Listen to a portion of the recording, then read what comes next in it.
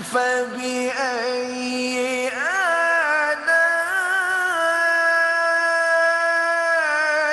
ربكما تكذبان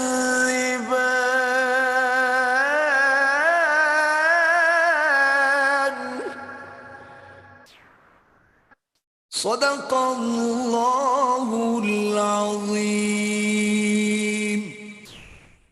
Jazakallah. Ladies and gentlemen, now I would like to request all of you to please stand up for the national anthem.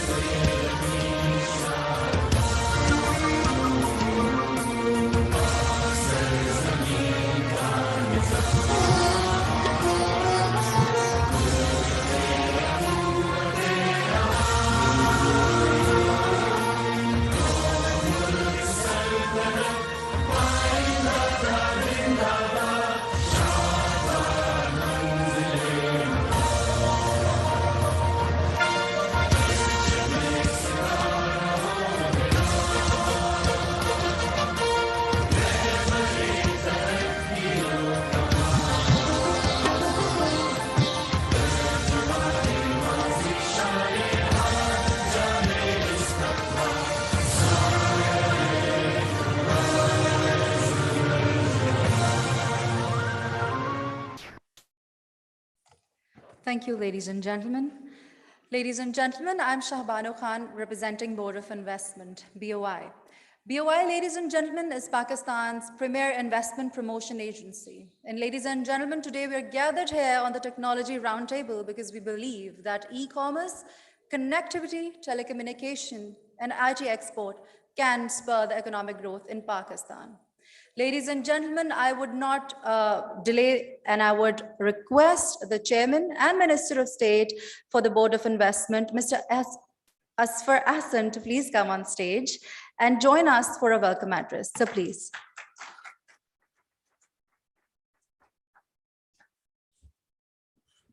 Thank you, Shabano. Bismillah ar-Rahman ar-Rahim. Federal Secretary, Board of Investment, Farina Mazhar. Federal Secretary, IT and Telecom, Dr. Sohail Rajput. Distinguished speakers, ladies and gentlemen, Assalamu alaikum. On behalf of Board of Investment, Government of Pakistan, I'm very grateful to all of you for your presence here at today's BOI Technology Roundtable. Few of my friends sent me the message and they highlighted about biotechnology, but this is actually BOI technology, Board of Investment Technology Roundtable. And the purpose of this today's dialogue is to engage the practitioners from technology and telecom organizations under one platform. And I'm grateful to Pakistan Software Houses Association. My friend Badr Khushnood is here, the Chairman Pasha, Pakistan Software Export Board. Usman is here from PSAP, Ministry of IT and Telecom, and Ministry of Commerce for their collaboration with us. Our mandate is to facilitate the industry for investment purpose. And a few weeks back, we had detailed meeting with the Pasha Managing Committee, and we decided to initiate this dialogue. This is the first edition, but later from both sides, we are engaging few individuals and we will host meeting after every 2 or 3 weeks to discuss the pain points of telecom and IT industry, as well as the investment leads for this industry. There is a huge potential, and all the telecom operators all the major technology organizations. I worked with them closely in last 22 years. And I understand the potential, the opportunities available in this sector. Ministry of IT and Telecom, under the able leadership of Mr. Aminul Haq and our friend, Dr. Sohail Rajput, is doing a commendable job. But still, I believe, and I strongly believe, the potential is huge. And there is a need of collaboration amongst stakeholders. So our mandate, our responsibility, our job is to facilitate all the ministries and stakeholders also, including our business community, including our telecom operators, including all our technology firms. So together, we will achieve the targets.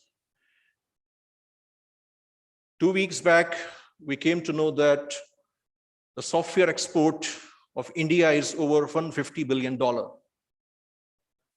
We always mentioned India in this sector, but there is a huge potential of Pakistan as well. So where we are lacking, where are the systematic challenges? Where are the bureaucratic hurdles? Where are the red tapes? So this initiative of continuous dialogue with the industry is all about to facilitate the industry for Board of Investment under the able and visionary leadership of Prime Minister Imran Khan, and also to bring foreign direct investment in Pakistan. I joined Board of Investment almost 6 weeks back. So I'm enjoying my honeymoon period here. And I believe after almost 6 weeks that there are few $1 billion available in every industry in Pakistan. So there is a need again for collaboration for every industry. At Board of Investment, Farina Mazhar is here, our Federal Secretary. I know her since last many years. When I joined Federal Board of Investment, I was very happy that she is here, and she is someone very outstanding. Knows the industry well, knows the laws, regulations, the problems, the issues, but together we always discuss about the potential. Whenever we are engaging the investors, whether local or foreign, we always discuss that yes, there is a potential. Now this is our responsibility to eradicate the issues, eradicate the problems. The perception before my joining of Board of Investment from industry was that Board of Investment is very slow, not very active, but trust me, this is the wrong perception. The team at Board of Investment in all departments, not only one department, not only few individuals, trust me, they are doing commendable work. They are doing 24/7 job. This is very rare in any government organization.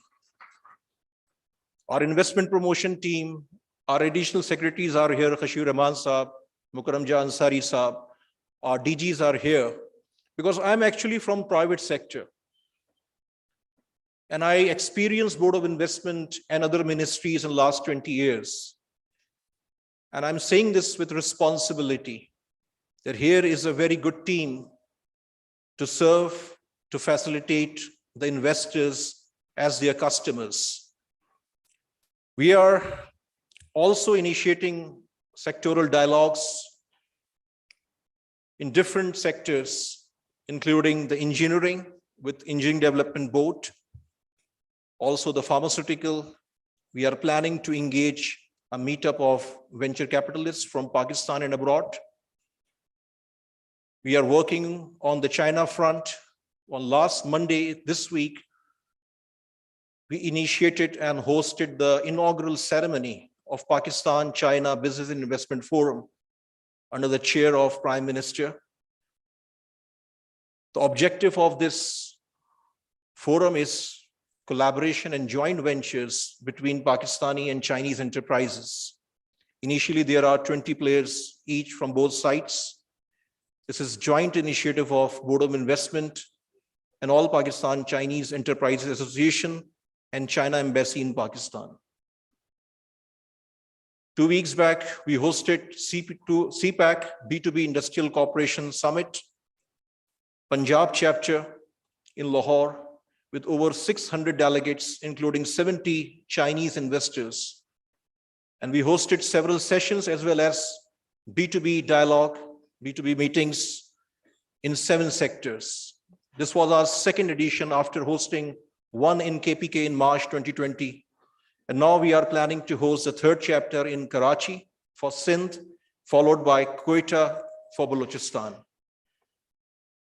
Under the patronage of Prime Minister of Pakistan, Board of Investment is hosting Global Investment Summit on March 31st, 2022 in Islamabad, where we are hosting over 400 foreign delegates from all over the world, in addition to 300 top corporate and business leaders of Pakistan.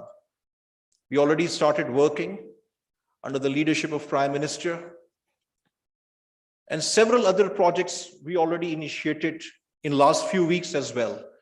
But whatever BOI was doing, we are doing the same with more energy and more excitement. We are here to facilitate you. We are public servants. And I appeal to all of you that wherever you are facing any problem in any industry, please contact us, please meet us. We will try our best to resolve your issues. We will try our best to facilitate you, your businesses. This is our work. So with this note, I'm inviting Farina Mazhar, Federal Secretary, Board of Investment, for her presentation from Board of Investment. And I'm again grateful to all of you for your presence here. And we need your support. Pakistan हम सब का है. और मैं एक बात कहता हूं कि शाम 6 बजे से रात 12 बजे तक मीडिया चैनल्स को ना देखा करें, तो आपकी सुबह वैसे ही होगी जैसे होती है. एक बड़ा नेगेटिव प्रोपेगेंडा है कि पाकिस्तान में बहुत कुछ बहुत खराब हो रहा है. ठीक है, चैलेंजेस हैं, मसले हैं, मसाइल हैं, बिल्कुल हैं, लेकिन पाकिस्तान में बहुत कुछ बहुत अच्छा हो रहा है. And on behalf of Prime Minister, I want to say this with complete responsibility, that in the next few months, within this 2022, आप देखेंगे कि बहुत कुछ नजर आ रहा है, बहुत कुछ होना शुरू हो गया है. So there is a need of unity, a united nation also. क्योंकि पाकिस्तान हम सबका है. हमारी पॉलिटिकल एफिलिएशंस हो सकती हैं, लेकिन हमारी असल पार्टी पाकिस्तान है. There is a need of nationalism also. India is a classic example. Trust me, there is a huge potential. I am here now in the government. In the last 6 weeks, whatever I experienced, this is sometimes painful also. But this is sometimes very, positive feelings as well. So there is a need of collaboration amongst all of us. हम critical feedback जरूर share करें, लेकिन negative propaganda को हम थोड़ा सा kill करें. आप यकीन करें कि इस मुल्क में इतना पोटेंशियल है, और ये बात मैं इसलिए नहीं कह रहा कि मैं आज एक सरकारी मुलाजिम हो गया हूं, नहीं. I am still from you, I am belonging from the corporate sector. इस मुल्क का ये पोटेंशियल है, but my experience and my learning and my observations are कि हम बहुत नेगेटिव बात करने लगे हैं. हमारे आपस में नफरतें बढ़ती जा रही हैं. हमें उन सबको अलग करके पाकिस्तान के लिए काम करना है. तो आज आप टेक्नोलॉजी वाले यहाँ सारे बैठे हैं, टेलीकॉम ऑपरेटर्स बैठे हैं, मुझे पता है किसके क्या पेन पॉइंट्स हैं, लेकिन हम सब डिस्कस करें, उस पर एक्ट करें, और there is no overnight solution. इंशाल्लाह अगले कुछ सालों में जो आईटी का पोटेंशियल है, जो हर सेक्टर का पोटेंशियल है, इंशाल्लाह ताला हम उसको अचीव करेंगे। आप सबका एक दफा दोबारा बहुत शुक्रिया। पाकिस्तान जिंदाबाद। Now I'm inviting Farida Mazhar.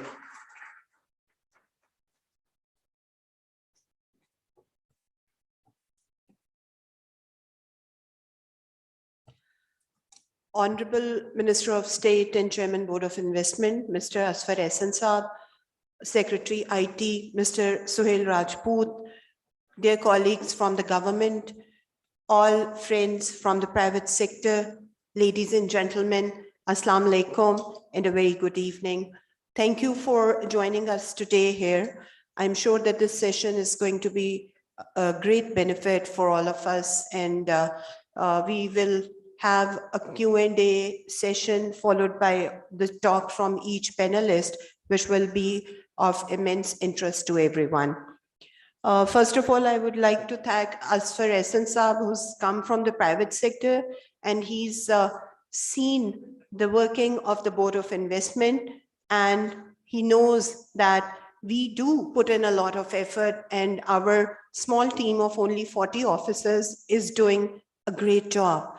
All the nice words that he had for myself and for my team, I'm really grateful to him. I would especially like to highlight one point. The prime focus of all our activities is the private sector. We are a government organization, but we strongly believe that unless we work hand in glove with the private sector, this country cannot progress. We all have to do our bit in nation building. And unless we work in close collaboration and do away with the negative sentiments, which Asfar Saab just pointed out, I'm sure this country can be some nation which the entire world would envy. Thank you. So I would make a small presentation telling you all about the Board of Investment is doing and the government is offering in the IT sector. Next, please. So this is going to be the sequence. I'll tell you a little bit of what BOI is doing, the IT landscape in the country, the incentives being offered by the government in the IT sector and also outside the IT sector, and all the opportunities that are available in this sector. Next. Next, please. Next, please. Ready to steer the country to the frontier of economic success. With 2,000 IT companies, more than 300,000 English-speaking IT experts, and 20,000 IT graduates entering the job market each year, Pakistan is poised to take its place as one of the market leaders in IT and its related sectors. Government of Pakistan's Digital Pakistan policy has created an extensive digital ecosystem. The country is overall ranked 4th in the global market for freelance development, earning $1.2 billion US, and Pakistan's IT exports alone have marked a 70% rise in the last 3 years. The startup culture in Pakistan is gaining a strong foothold owing to our young, technologically literate and skilled population. It's been an honor and a privilege to work with young founders and technology startups as early as 2016 when we conceived the idea. And today, mashallah, we've had the opportunity to work with hundreds of different companies and thousands of young technology founders. It would be pertinent to mention that this is actually a government building. So we're very fortunate to work with the Ministry of IT, the government of Pakistan. With Pakistan government offering strong incentives for investors in the IT field, the sector is bound to see unprecedented growth in the coming years. These include attractive tax breaks and concessions on IT and IT-enabled services, startups and computer equipment, as well as a host of other incentives. Come and join us in our exciting journey towards innovation by investing in these areas of the Pakistan IT industry. BOI, your doorway to investment in Pakistan.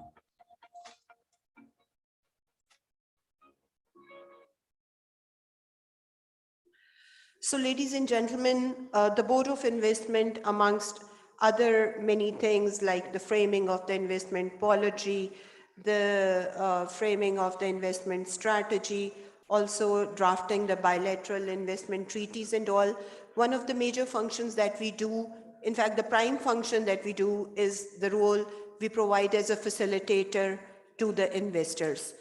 So in this context, we process applications for work visa facilitation.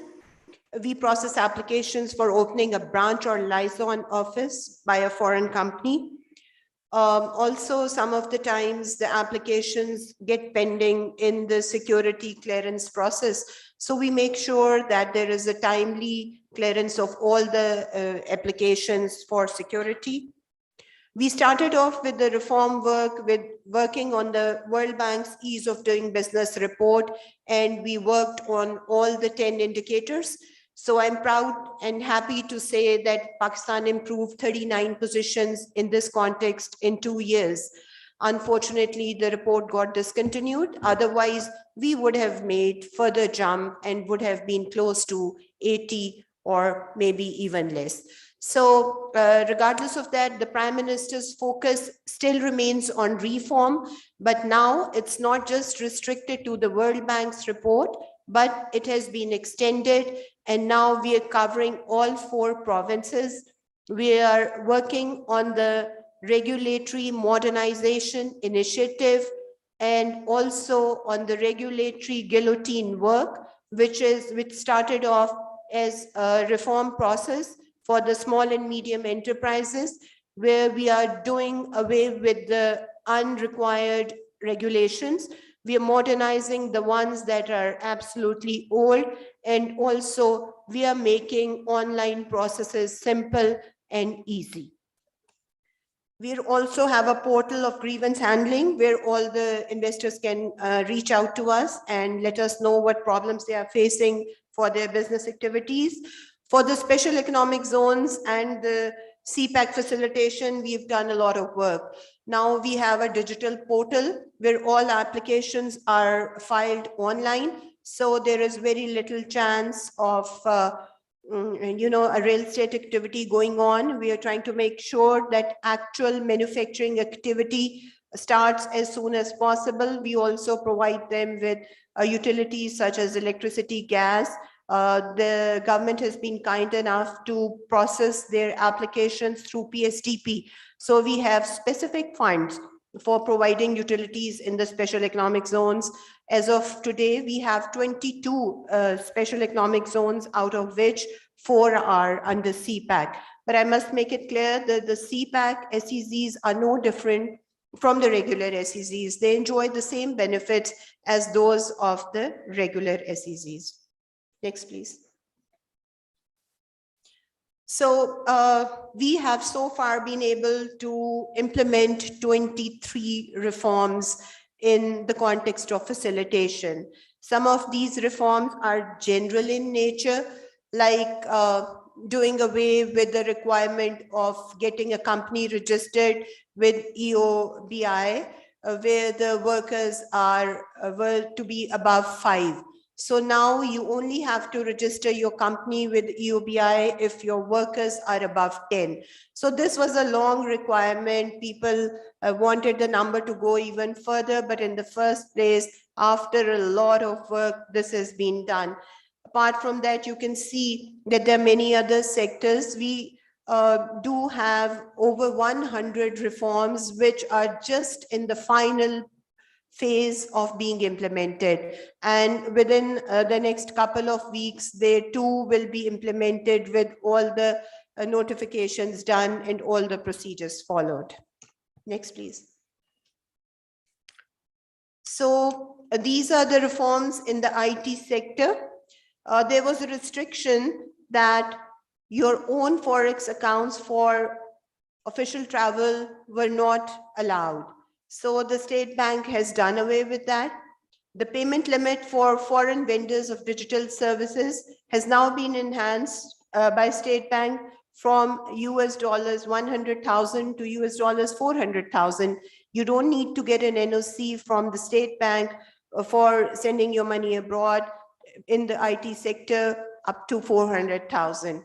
For the startups, the condition of being a tax filer for remitting forex abroad, it has also been eliminated because many of the startups do not have a return to file because their period for completion has not ended yet.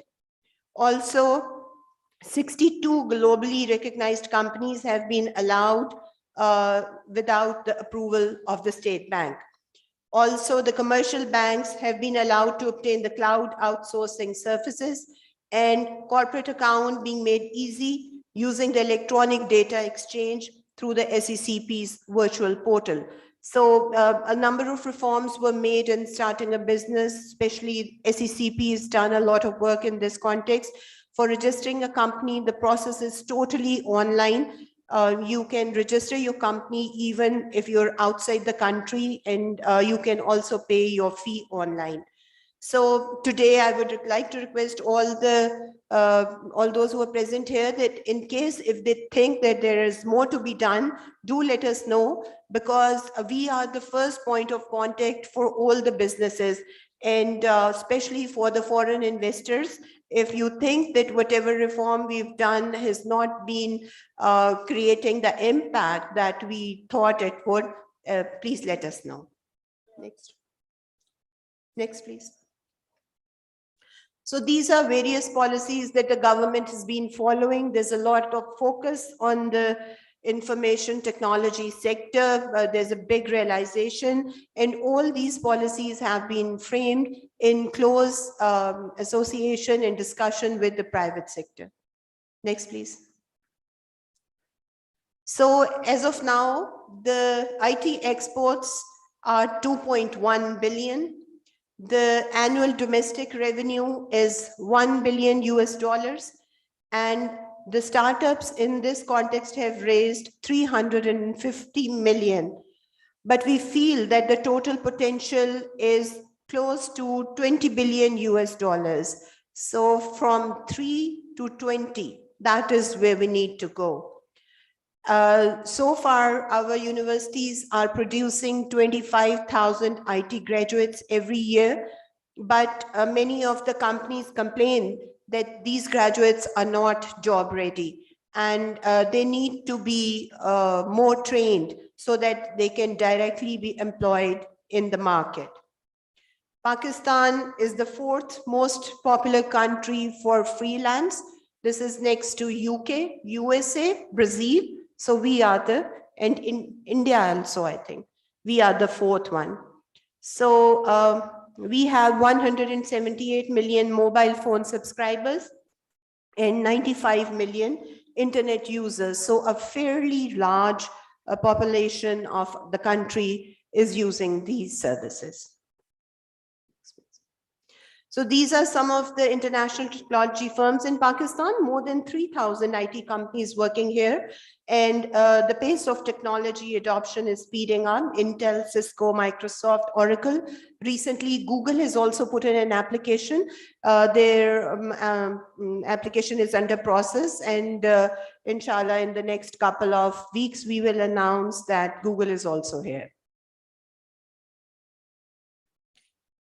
These are the Pakistani IT companies that have world's largest clients, including the GE, Motorola, BMW, Toyota, eBay, Pepsi, and many more. Next, please. So these are the incentives for the IT sector. There's an income tax exemption till June 2025, 100% equity allowed for foreign investors. This is not just IT specific, but for all investments. 100% repatriation of dividends and investment is allowed. Tax credit regime and specific provisions for startups. Tax credit regime for exports of IT and IT-enabled services. 35% of the export earnings can now be retained in foreign currency for making payments abroad. This is also a new regulation which the State Bank has introduced in the Foreign Exchange Manual. So these are the fiscal incentives in the SEZs. These are applicable to all sectors. Income tax holiday for 10 years and exemption of duties and taxes for import of plant machinery and capital equipment for initial establishment. And the fiscal incentives of the special technology zones include income tax holiday for 10 years, including dividends and capital gains, exemptions of custom duty and taxes on capital goods for 10 years, exemptions from the GST on import of plant, machinery, equipment, and raw materials, exemption from property tax for 10 years. Next, please. So we have opportunities. We have identified 4 sectors in which we think there is a lot of opportunity: establishing BPO companies and back offices, more than 0.5 million IT graduates and BPO professionals, large and active freelance community, newly introduced incentives in the technology zones, and availability of skilled professionals on competitive rates and improved security situation in the country gives rise to the fact that we have a lot of opportunity in establishing BPO companies and back offices. So the next opportunity is in the training centers. 25,000 IT graduates. I believe the IT ministry is doing a lot in this context. They're trying to reduce the period for IT graduation from 4 years to 2 years in some cases also, so that they are readily available, and then they'll be trained in the specific job so that they're available to contribute their bit in the market. Growing interest of large youth population in the IT education and ever increasing demand for highly skilled IT professionals, and also the demand for cutting edge technologies like machine learning, robotics, and big data. Setting up of software technology parks. We have 15 of them at the moment, and they are full to capacity. So there's a lot of investment which can go in the setting up of the software technology parks. The 4th opportunity is in connectivity, fiber optics, broadband. So high-speed broadband connectivity available in very few areas. There's a lot of scope in that. And also there's a demand for FTTH over foreseeable future. Target is about 10 million households. So opportunity for investment, we've worked out it's about 6 billion. We've taken this from a report, and the long-term returns for multiple cities and areas. Next, please. So, ladies and gentlemen, thank you so much for being a patient audience. And I hope that I've conveyed my message that we are working only for the private sector. And this country cannot progress without taking the private sector in loop in the process of policy formation, regardless of whichever sector. So in case you think there is a policy flaw in any of the policies that the government keeps introducing from time to time, do let us know. We can make an intervention and get it corrected. So thank you so much for being here today. Thank you.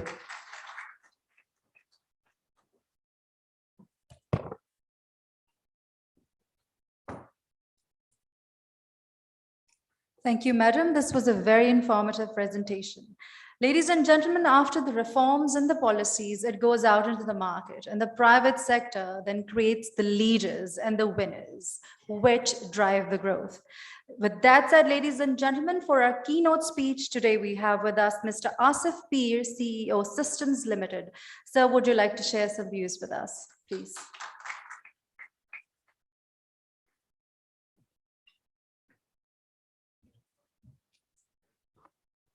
Assalamu alaikum and good afternoon. Honorable Minister of Trade and Commerce, Razak Daud Saab, my Honorable State Minister and BOI Chairman, Asfar Ehsan, Secretary Farina Mazhar, Secretary IT Suhail Rajput, and my colleagues, Badr Khushnood and Usman Nasir, and all of you guys, Assalamu alaikum and good afternoon. Good to be here, and Asfar, thank you for inviting me. And as Farina said, private sector has to be at the forefront. So what I would like to share, I think enough has been shared. We all know IT is the future. I don't have to teach, and I don't have to say anything. Digital is the future. Data is the future. Cloud is the future. Every business will be disrupted if they can't act on it now. So everybody knows it. So there is no hidden secret. Pakistan is a land of opportunities, as Farina highlighted, just so many things that government is offering to support the IT sector. And so what I would like to have my speech on 3 areas. I will start with first, what as an industry we need to do, right? That's the number one. That's the first and foremost. And then I will go to demand side. How do we create the selling culture and where government can assist us in the growth? And the third area is the supply side, which is the HR, and where government can intervene and help. So I can start with like saying that this is the best time we are in with this industry. All of my colleagues, all of the companies, believe me, this is this government, whatever, everyone, like from Prime Minister to Ministry of Commerce to IT Ministry to Finance Ministry to BOI, PSAB, everyone is really focusing on and looking at IT industry to generate the export, take the country to the next level. So we must leapfrog this opportunity. Everyone is receptive in a state bank, a governor, state bank team. Whenever you go with any specific issue, they are ready to listen. They are ready to act on it. And only thing that I would start that is stretching our imagination and boundaries of what we can achieve is the only way to discover what could be possible. So think big, think new, and think quick. That's what I would start with. So what as an industry we can do? I think you have heard from Farina just, government is trying to offer us many incentives, export tax rebates and incentive on exports, STZAs and parks and so forth. This is the time, please double down, triple down on every incentive. Go aggressive. There is a market, there is a land of opportunity. So whoever focused today on this opportunity will definitely grow exponentially. You will forget about counting the percentages if you remain focused. It will be in times, inshallah. So because why we have been growing and why this industry and why Pakistan today? Why not it was like 2 years ago? Of course, when the pandemic and things happen, it shifts the focus, right? It changes the market. Now, offshoring and working remotely, working from anywhere, the hybrid culture, it's the norm, right? So where you work in Pakistan, you work in somewhere else, does it matter to anyone? It is least matter right now. So whoever has the skill set, whoever has the bones and muscles to invest, to create the strategic differential advantage and competence in their company, you can nurture. So I think every one of all of us needs to think why us? What you bring to the table. Do you have any niche expertise in the domain? Do you have any niche expertise in the technology stack? Do you have many resources? Do you have the scale to compete internationally? It's like saying is easy, like go and do the exports tomorrow morning somewhere and double down and triple down. But you have to set up. You have to be present in the market. So I think what I have seen, yeah, we as an industry ask for everything, but we have to double down right now. We have to go, be aggressive, create a value proposition, sell Pakistan, sell your own brand, sell your own entity, but you need to be there in the market. If you believe that you can sell and increase your exports by sitting in Pakistan, it's not going to happen. People need to look at in your face, and people work for people. You get the business when you convince someone that, yes, I can do it for you. I can deliver. And I think that's the mindset shift. So my request, my humble request to my fellow colleagues, that be in a growth mindset. This is really an opportunity where government is supportive. Everyone is looking at us, and we should not disappoint.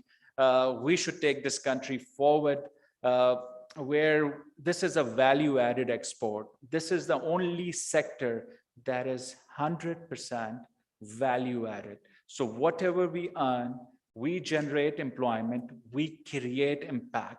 Whatever we earn in dollars, we bring it back, and it generates the foreign exchange.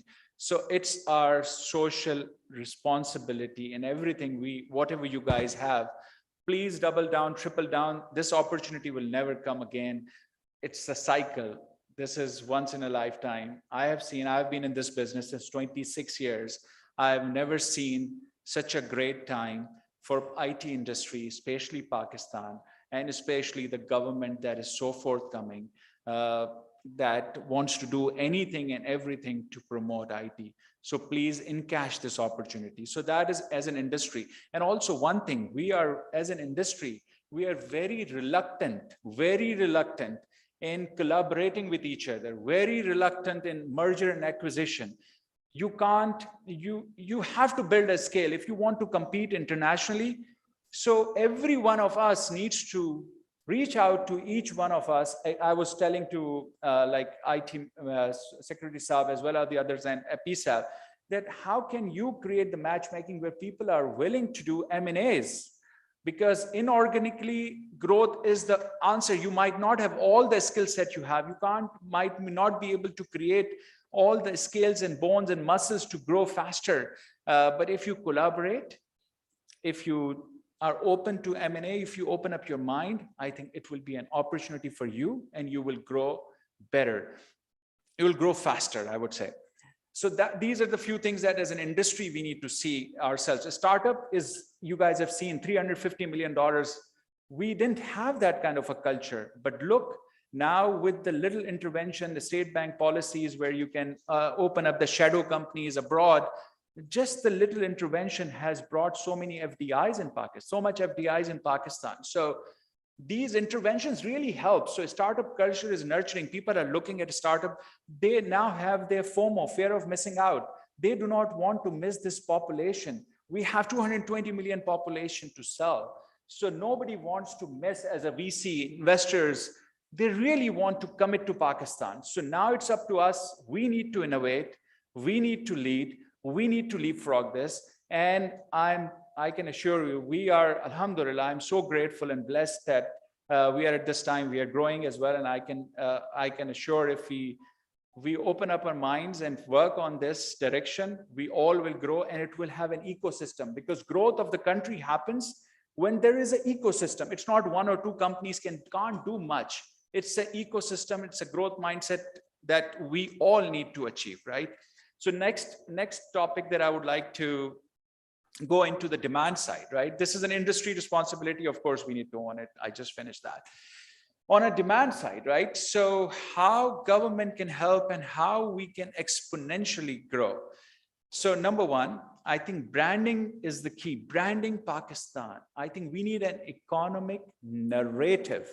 We need to have economic narrative for our PM to all of us, top down, that whenever we go anywhere, whenever we meet with anyone, we should be highlighting digital Pakistan, what Pakistan can give to the industry. Pakistan is the next IT outsourcing destination. Pakistan is the next startup culture, and so on and so forth. So the narrative is very important. Why Pakistan? Why IT sector? Why you? As I said, if you can't create your own niche, then it is not going to take you anywhere. So that is really important. So demand, and also what government can help. This narrative is very important. These international studies, which under the PSAB is going to happen, which McKinsey or any company can highlight what is the true potential of Pakistan. Asif Peer saying or Minister Saab saying is one thing, but if international like forums, blogs, researchers talk about us, we need to create that kind of vibe. I think now we have Asfar Hassan from BOI. I think he knows how to create that kind of a marketing, how you can create that kind of a branding and messaging that everyone needs to talk about it. So when somebody search on Google about IT outsourcing, if they get India, they need to get Pakistan as well in the list, in the top 2. That should be our priority. And we can, because there is no doubt about that, right? So that's very important.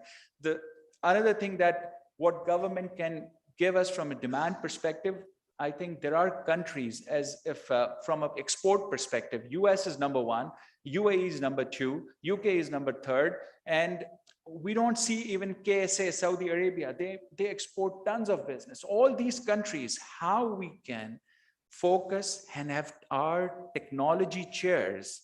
We have foreign offices in all the countries. We have ambassadors in all the countries. How we can train them, so they come and speak and sell to G2G or B2B. They open up the doors for us. Like there are consulate generals for every countries in Pakistan. How we can tell them that if this industry can't send the people abroad, right? If we can't send the people to the countries, if the visa facilitation is not there, how we can serve your country, sir? So we really need government help from that perspective, so they can, we can send people, we can grow and we can market and brand Pakistan better. So of course, with the government's collaboration, this could be really possible. So the demand could be multifolds. So technology chairs, foreign offices, and also one most important thing that I would like to highlight. I think all of you guys are very connected, like telcos. Telcos are global. There are a lot of connections sitting in this room. You have to use your influence and make introductions. As I keep saying, that through collaborations and using your influence towards the growth is very important. Everyone needs to see that if Pakistani company is doing this in Pakistan or in this country, how I can leverage my connections to introduce them. The second, there are so many MNCs working here, so many group companies in telcos. Look at all the group companies are there. How we can make sure we can, somebody from trade ministry or convince them, why not you guys open your offshore centers here in Pakistan? You have the company, MNCs are doing business, earning dollars here. Why can't they some outsourcing offices here? So we need to bring those companies to open outsourcing centers here. Razak Sahab, like I would like to highlight like BAT, you know, they came with like, we will have 5,000 people in Pakistan, right? British American Tobacco. So this was a success story. They were moving their offices from Malaysia to here. So we need to be all over them, and somebody needs to make sure, are they successful? Did they get what they got? Because they will be our marketing and branding engine. If their references, they said that we came to Pakistan from this country, we delivered, Pakistan government supported us, we got the resources, we got the infrastructure. So these are the kind of success stories we need. It needs to be all over the place, and we need to create more and more and entice more and more people. The last thing that I would like to highlight on the supply side, because in our business, we are HR intensive business, right? Without HR, we can't scale, we can't operate. So we hear from HEC and all other government institutions, as Farina was mentioning, we produce 25 to 35,000 fresh IT graduates. The one thing I would like to highlight is we don't use the data. Nobody has the clear data that where these 35,000 people are.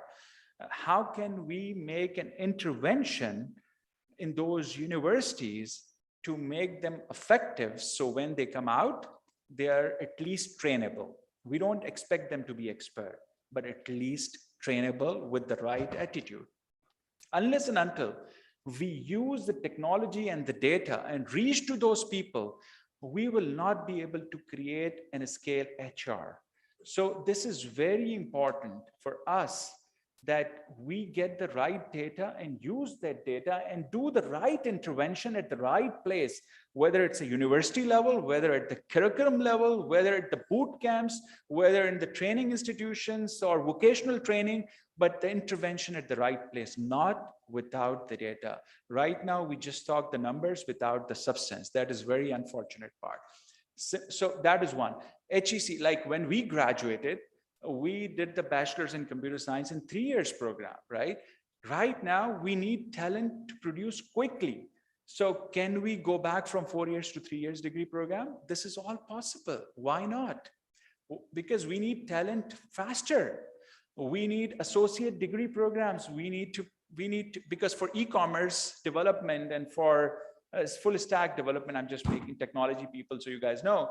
You don't need to learn how the operating system coding and how the compiler needs to be developed and so on and so forth.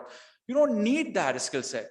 There are so many courses that can be squished and can be taught in first 2 years, so we can employ people while they are in the education institutes as an interns, or so when they graduate, we can declare that they have 2 years of experience or 1 year of experience, because I cannot use those fresh graduates out of the college to put that in export, because nobody will get them. They will say that I need an experienced resource. So I think we need to come up out of box thinking. I know there is an HEC, that's where the government intervention is needed, that how we can come up with those interventions where we produce talent quickly. And again, we talk about the export numbers at various forums, right? We need to understand what IT exports comprises of. There are 5 things in IT export. One is, of course, software consultancy and services, which we provide as system integrator. The second is freelancer, which is the big community, as Farina just highlighted in her presentation as well. Then the third is hardware consultancy. The fourth is telecom services. So, and the fifth one is the BPO and call centers, right? So these are the 5 categories. Again, we are throwing the numbers that, okay, we will be $4 billion or 5 billion or 6 billion or whatever numbers we try to throw, but it has to be backed up by the data. I think State Bank has the data of last 20 years or 10 years. How can we use that data effectively to extrapolate the numbers? That if I'm producing X dollars and I'm growing at the X percentage, what will be my growth? And if the companies in this data are not producing the results, why not? Who is going to reach out to them and ask why you are not growing at the pace? What do you need? So it is very important for us to not just extrapolate the numbers on our own wish and whim. We have to make sure we use the science as a data. We have the data and then forecast, because BPO and call center is not growing that fast. Why not? Why not? Freelancers, yes, they are growing. But what can we do to facilitate them to make sure they bring the money to the State Bank channel? How can State Bank incentivize them so they have the accounts, they get the better exchange rate, they get a better incentive, so we have more freelancers? Because you can produce more freelancers through boot camp, believe me. We might not be able to hire them as an exporters, but with the boot camps, we can produce a lot of freelancers. And I can, with the conviction, I can say that, and they will be our catalyst for our export numbers. But if we don't give them proper setup, they will not remit the money, and we will lose those dollars somewhere down the line. And the last thing I would like to say as an exporter, I think we all have to understand IT industry works very differently than the textile and other industries, right? So we have the rules, like, of course, Razak Saab knows that last year State Bank has given us the permission that you can use your 10% of your 3 years average exports, and you can send the money through your authorized bank without State Bank intervention. But as Farina just highlighted, that 35% is allowed, but we can't send that. That is the true reality, right? That's a reality. It's written, but you have to go through the State Bank to take the permissions. I'm not saying State Bank will not do it. Whenever you go to State Bank, as I said, they will do it. But can we make it more effective by allowing that through a authorized bank without going to State Bank? It will open up. Why I'm saying that? It will open up a lot of opportunities. People will bring the money to Pakistan because they will have a confidence whenever they will need those dollars to invest abroad for further robust growth. They will be allowed to send without any hindrance, at least 35% of what they have brought, which is in FE manual already. So if that is allowed, what it will allow us as an exporter to grow abroad, and also to acquire more and more companies to grow inorganically. So this is, I think, my humble I think it was for us that few things that I should highlight, so I highlighted these things. So again, it's a great environment we are in with the great government support, with all positivity around us. So let's be very positive. Let's focus on the growth. People are looking at this country, government is looking at us as an industry, and we should over deliver, not under deliver. So I will end my talk with, we can always think about what is practical later. Let's start with what is possible. Thank you.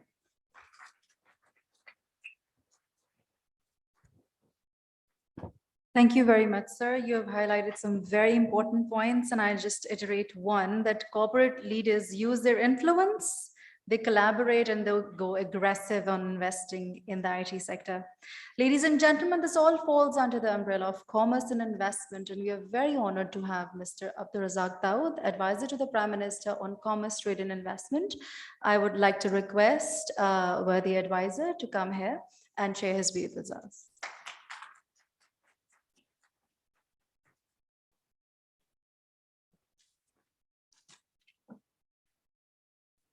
Bismillahirrahmanirrahim.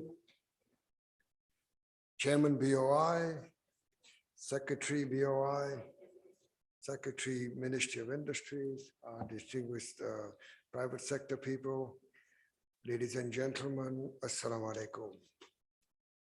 I can't tell you how honored and humbled I feel in addressing such an august gathering. You are here because there's some buzz going on in our country. And we'll talk a little bit about this in a short while. We have people from the IT companies, startups, teleco, e-commerce, and what a fine gathering we have here today. When this government came in, and in the first few days, some reporter asked me, what are your three most important challenges?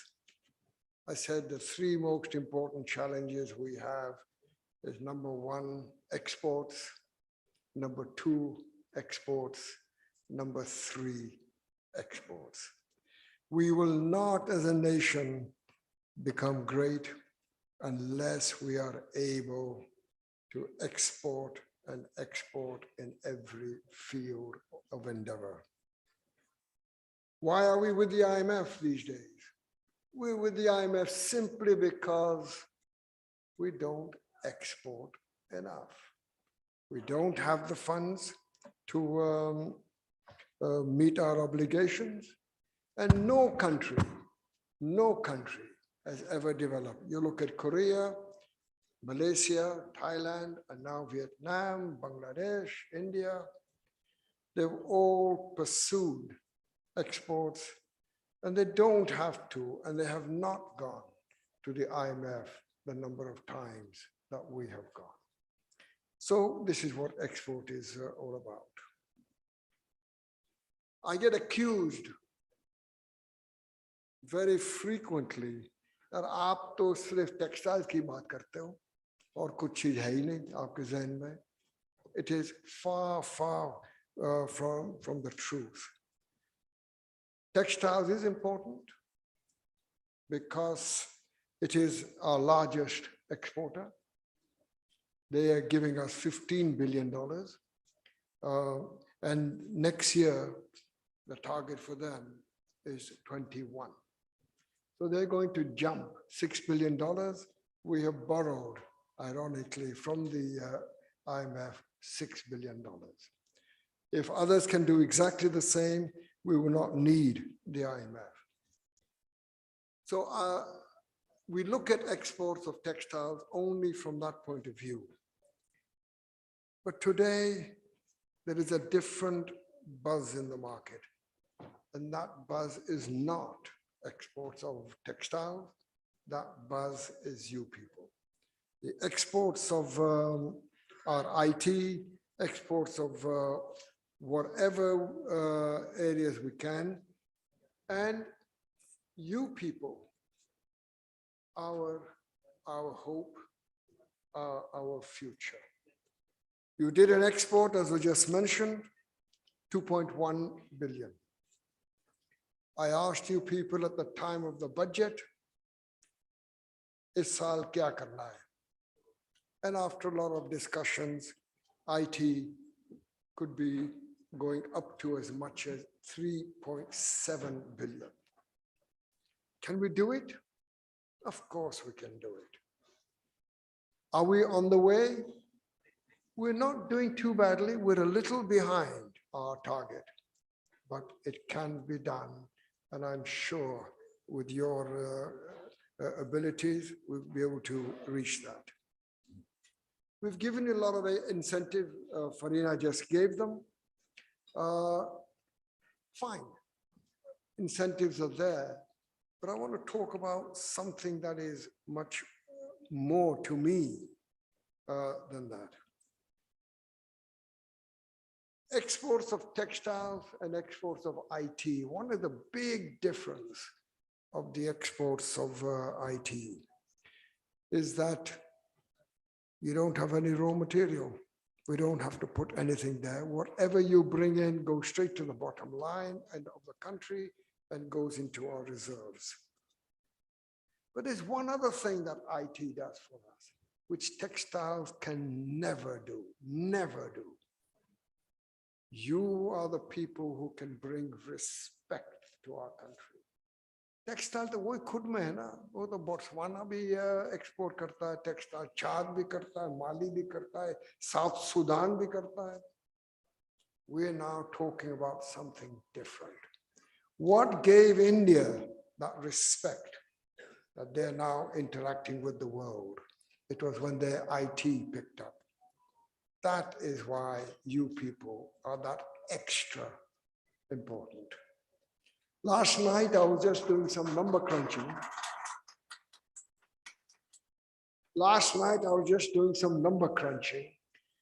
And exports of textiles growing 25%, 30%, which is good at the moment. But when I did my back of the envelope number crunching, in about, if you grow at 50% as a minimum, inside 10 years, textiles will be behind you. You will be number one in the country. That's why we're here. That's what we want. And you people take it. And why is you people important also? Because you people don't have to be 50 years old to make your dreams come true. At the age of 28, 30, you're up and running and you'll be doing what a spinner has taken 20 years to do. You will do that in 5 years. That's why you people are important. To help you, we've given the incentives. To help you, we're now spending time on developing an export culture. We went to the Prime Minister, made a presentation to him. Prime Minister Saab, we have to get an export culture in our country. What do I mean by an export culture?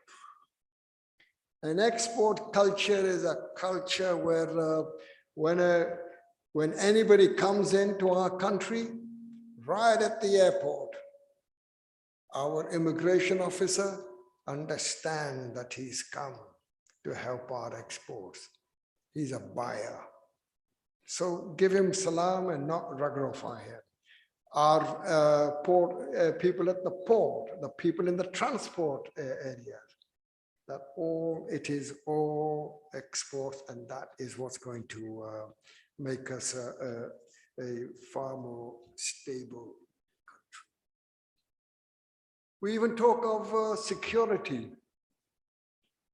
Ladies and gentlemen, an insolvent country can never have security in that sense. Our ultimate security is that we must be a solvent country. Again, it's your help in that area. But the one thing that I do want to talk to you about, and that is, now I'm going to talk to you as a businessman myself. Most of my life, I've sat in your place and heard people talk. So as a businessman, when I look at our Pakistanis, we don't dream big. That's our fault. Too few people dream big. But more important than dreaming big, and that is dream greatness. You dream greatness for your family, you dream greatness for your country. You do your work for your family, you have great dreams, and the country in turn will gain. And what is that dream bigness? Dreaming greatness. I always feel that if a company dreams greatness in all the things that it does, marketing, in the processes, development, new products, whatever, if you dream greatness in all your activities, size is a byproduct. It'll just naturally take you up. So I'm asking you, please dream big, seek greatness for yourself and greatness for our country. And to you people, particularly the youth, you're a fabulous lot, honest to God. You're not the old textile wallahs like my father was, old, steady, doing things when he's in his 50s. You're a bubbling group of people. And I know you can do it. And just today, we were I was a little late today because I was in the Prime Minister's office. And as an offshoot of our discussion, IT came up. And all of us, this is our hope. The youth, you people, you are our hope. Another thing that's going on, this is the change that's coming in, not only the export culture. The other thing that I feel, businessmen are making money, good money, a lot of money. I say to them, make more, no problem. We're in that environment now where we would like to see big companies. We would like to see great companies. We don't mind. It's a mindset that is changing. I know 30, 40 years ago, profit was looked upon badly. It's changing. Make profit, good profit, more profit, and let us all gain from that. It is only through you people making money, you people hiring money, hiring people that we can do development of our country.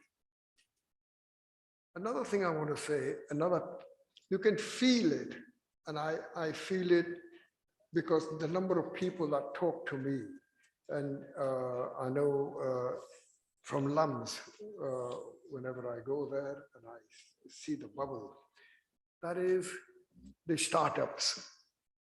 God, I love you people. Anybody who goes into a startup and builds a new company, fantastic. To me, there's no better job in this world than doing a startup. Painful, awful, in the sense of toughness, but is it a rewarding thing?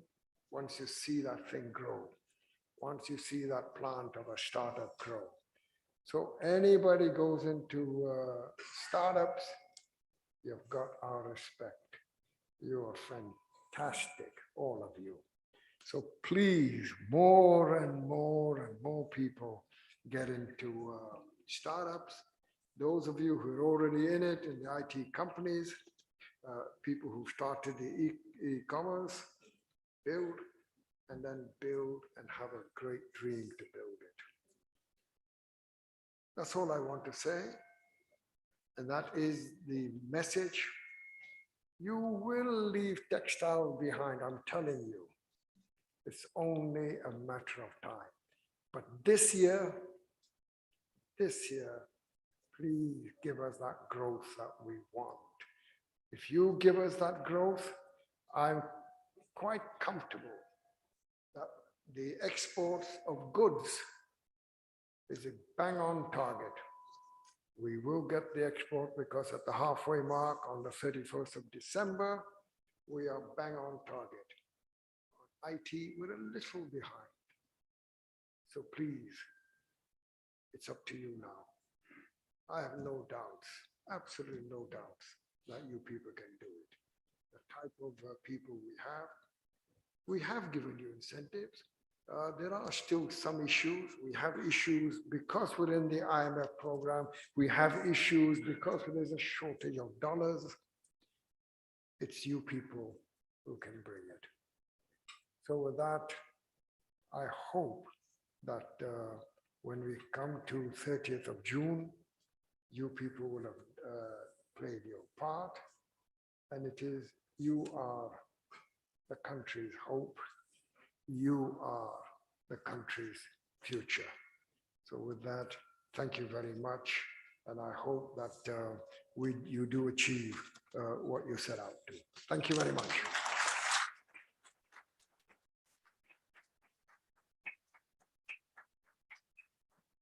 Thank you very much, sir. Now I would like to request Chairman Board of Investment and Secretary Board of Investment to present souvenirs to the speakers of this first session. Please bring the souvenirs. Thank you. To Abdur Razak Daud Sahab, Advisor to the Prime Minister on Commerce, Trade and Investment.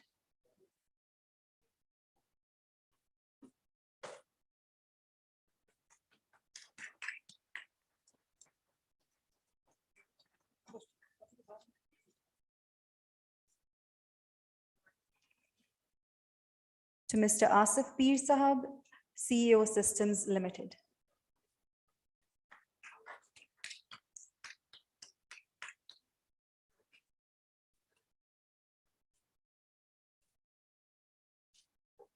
Thank you very much.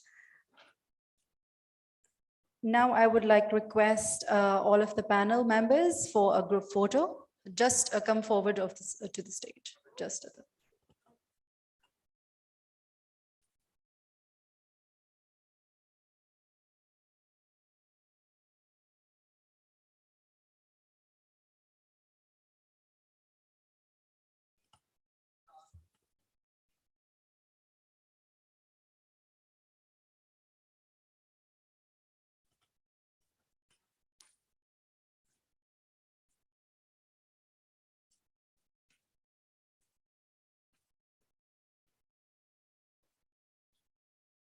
Thank you, everyone. Ladies and gentlemen, before we move to our second session, I would like to request all of you to use our hashtag digital transformation and hashtag invest in Park Tech for a social presence.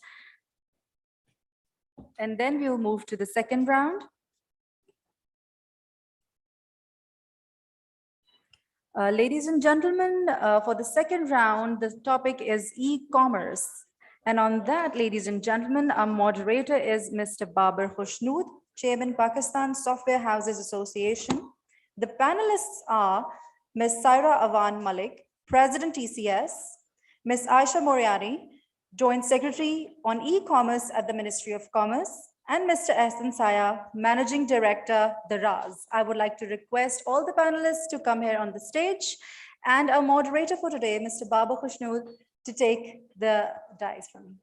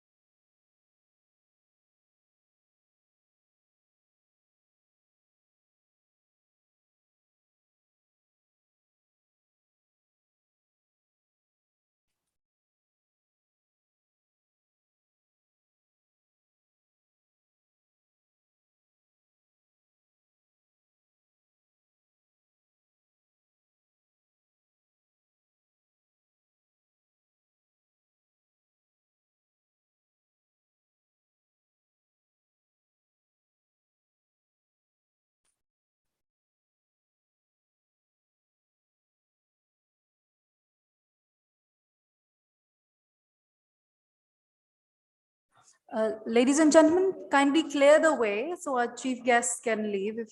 And please settle down so we can start the second round on e-commerce. Please settle down, everyone. Wear your masks.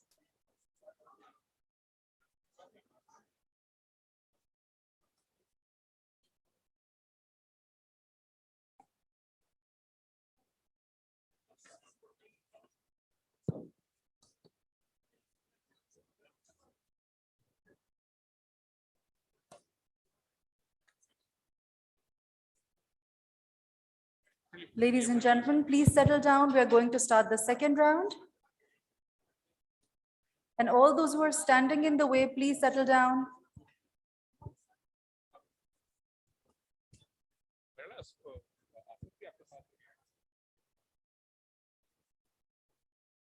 Ladies and gentlemen, once more, please settle down so we can start the second round.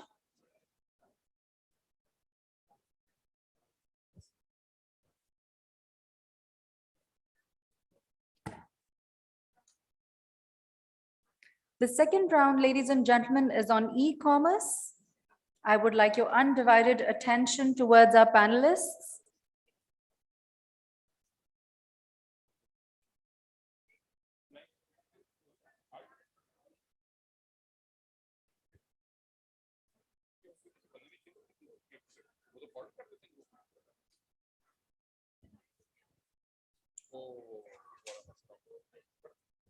Ji, Assalamu alaikum, everyone. Thank you very much. Thank you, Asfar, Board of Investment, Ministry of IT, and Ministry of Commerce. यार sorry अगर हम इसका audio बंद कर सकें जैसे एको आ रही है जी so thank you very much जी आप सबका ज्वाइन करने का शुक्रिया आज हमारा आज का topic something interesting which is happening a lot which is e-commerce so we thought कि हम थोड़ा सा उसके around policy narrative के around बात करें कि क्या हो रहा है और उसमें खास तौर पे we have Miss Aisha Moriani from Ministry of Commerce. Aisha has been involved with the e-commerce policy foundation and execution from day one. We have Essen who's the MD or CEO आप क्या लिखते हैं whatever. Okay, so MD and CEO both, I would say, Daraz, and we have Saira Malik from TCS. She's the president of TCS. ये तीन main elements हमने रखे हैं एक policy के angle से, एक हमने marketplaces और एक खास तौर पे logistics के angle से. मैं सिर्फ conversation kick off करूँगा and I'd appreciate we'll have mics from the organizers. ताकि आप सब भी अगर अपने कोई सवालात हैं प्लीज कोशिश कीजिएगा सवालात हम पॉलिसी के पर्सपेक्टिव से रख सकें that's more important and critical but we have a lot of people otherwise in the audience as well from the e-commerce industry so please जरूर मिलिएगा लोगों से और उनसे भी कीजिएगा मैं सिर्फ कुछ क्वेश्चंस थोड़े से आपसे क्विक स्टैटिस्टिक्स शेयर कर लूं and then I will start my narrative so हमारे साथ आज जिन्होंने ज्वाइन नहीं किया and I would have love to have him is Asfandyar Farooq, who's with the Chain Store Association of Pakistan. So Pasha ने और Chain Store Association ने अभी एक recent estimate किया था, and we believe कि in the last 4 quarters, State Bank के data को अगर extrapolate करें, तो we have about $4 billion of e-commerce transactions happening domestically. So that's the local domestic e-commerce. हमने इसके अलावा पिछले 1 साल में क्रॉस बॉर्डर ई कॉमर्स के ऊपर भी काम किया है and we'll have few thoughts there as well but this is just to give you an idea I think now we have 3000 plus payment gateways integrated as well in different e-commerce websites जो domestic payment gateway integrations हैं बाकी कुछ data हम दराज से मांगेंगे कुछ TCS से समझेंगे कि क्या हो रहा है मार्केट में but before that I'd like to request Aisha if we can probably get a bit of sense कि ई कॉमर्स पॉलिसी क्यों जरूरी थी और क्या हुआ और हम where are we on it right now because एक एवरेज ई कॉमर्स बिजनेस या एक एवरेज बिजनेस के लिए क्या इंपॉर्टेंट है समझना कि ये क्यों जरूरी थी e commerce policy sorry thank you very much mother जैसा कि आपने मेरे से पहले स्पीकर से फर्स्ट एक्सक्यूज मी, आप सबसे रिक्वेस्ट है कि प्लीज अगर आप यहाँ खड़े तो बाहर चले जाएं या थोड़ी सी आवाज कम बात करें, सेशन चल रहा है, प्लीज। Thank you. जी, as all of you have just listened that how disruption is now the way to development. So this was happening already in the world, and Pakistan is ripe to get the benefit of this trend which is happening in the world.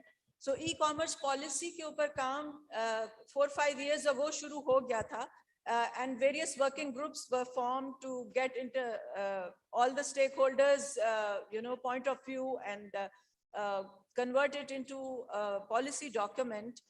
And on 1st October 2019, the policy was approved by the cabinet, and the policy formulation process was very extensive, and lot of consultations were held with all the public sector and the private sector. So as soon as the policy was approved by the cabinet, the first thing that we did was we arranged again a big stakeholder gathering and started working on the implementation program. The policy has 9 pillars. As you just asked that why the policy was required, and the previous speakers have highlighted a lot about the importance of ecosystem. So the policy covered 9 areas of the ecosystem which is required to make use of this global world trend where e-commerce is the way to do business. So these 9 pillars covered the ecosystem of e-commerce. And in our stakeholder meeting, which was held in 2020 January, we held 9 consultation groups covering all aspects of the 9 pillars, and then we came up with an action plan.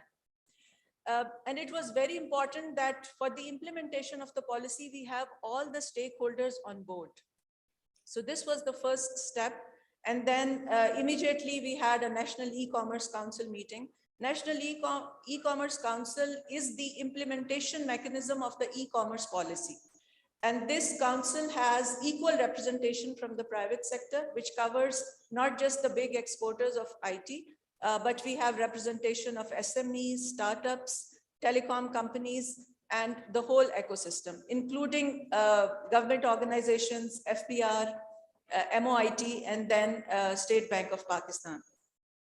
So when we had our implementation plan ready, we took that to the National E-Commerce Council. It got approved from there. And since then, we have been very vigilantly observing that the priorities set by the NECC are implemented, and we are trying to improve the ecosystem. Just to give you an example that after our first NECC meeting, we took the suggestions to the Prime Minister, and he very kindly agreed to implement some of the very important suggestions, such as freelancers wanted to increase their monthly limit from $5,000 to $25,000. So that was one change which immediately happened after the e-commerce policy was formulated. So policies are important because they set the direction. They put the important things on the agenda of policymakers and the decision makers. And unless we have a policy document, we don't really get the direction. Private sector was already doing a lot of things, but the policy document sets the direction, not just for the private sector, but it helps the public sector to prioritize and start moving in that direction. For example, digital transformation of Trade Development Authority of Pakistan is one of the very primary aspects of this policy. This would not have happened if we haven't had the e-commerce policy on board. Similarly, taxation, logistics, and infrastructure, these are all part of the ecosystem. So by ensuring that we keep on having important outcomes in these important pillars and ecosystem of e-commerce, we are trying to ensure that they remain at the agenda at the highest level. Bilkul, thank you so much. एक चीज मैं आपको बता सकता हूँ, since I've been involved for a few years with the policy, and I've been on the other side, I've worked with the government myself. ये policy जैसे ही शुरू हुई उसके बाद COVID आ गया, और ये बाकी सारा काम in the last couple of years was literally done in a WhatsApp group and then formalized otherwise. So thanks to all the stakeholders, we have about 200 plus, I think 250 plus members in the group, जिसमें हर vertical जो 9 pillars की आयशा ने भी बात की, उन सब के हर तरह के public और private sector जितने भी stakeholders हैं, they're all part of that group. I actually वो हमारा e-commerce think tank बन गया है. Virtually we work there. So ऐसा क्योंकि आप आखिरी फ्लाइट पे हैं इसलिए आखिरी सवाल आपसे होगा, मगर पहले सायरा से सवाल होगा. So सायरा आप we understand कि logistics is a key element in the value chain in the e-commerce. मगर कितना important है? आखिर पहले पार्सल जाते ही थे, पहले वो लेटर्स जा ही रहे थे, काम हो ही रहा था, बट अब ई-कॉमर्स ने आपके बिजनेस को या लॉजिस्टिक्स को कितना ट्रांसफॉर्म कर दिया. एंड कई दफा हम जो यूजर्स रिसीव कर रहे हैं पैकेट्स, उसकी थोड़ी डायनामिक्स कैसी चेंज हुई है आपकी? So would love to learn and understand from a TCS point of view, being one of the largest or the largest private sector logistics and fulfillment company. तो थोड़ा सा हमें enlighten us कि कैसे ये transformation आप लोग देख रहे हैं. Thank you, Badar. I think there are two questions in that actually. The first question is, how important is logistics in the e-commerce ecosystem? And the second question is, how has TCS transformed to meet the needs of the changing market? So the first answer is कि देखें जो एक e-commerce का ecosystem है उसमें, as a lot of people here would know, logistics is one of the three key elements. There is a payments element, there is the marketplace, and there is logistics. So without logistics, you cannot actually have an effectively functioning ecosystem. So to that extent, I would say that we see our role as integral, and we are doing what it takes, not just to accelerate the pace of change, but to really be very responsive to what we see as changes in customer demands and customer needs. Your second point is, how is TCS changing?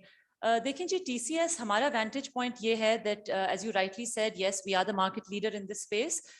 We do the bulk of e-commerce deliveries through the length and breadth of Pakistan. And, we've seen some interesting growth figures. I think the industry is estimated to be growing at about 25% year on year. And we have seen a year on year growth for ourselves at about 40%. So we feel our growth is outpacing the growth of the market. And we have had to retool ourselves from being we are still a largely document delivery company, but we are seeing the changes in the market and we are responding to them. Isme there are two main elements. One is technology, one is infrastructure. And on both fronts, the other thing is it's important to understand who are our customers. So we were talking earlier about, the fact that the logistics company actually sits in the center of the transaction. So we consider the marketplaces, Daraz is an esteemed and valuable customer of ours, but the end customer, the person to whom we are making the delivery, is an equally valuable customer.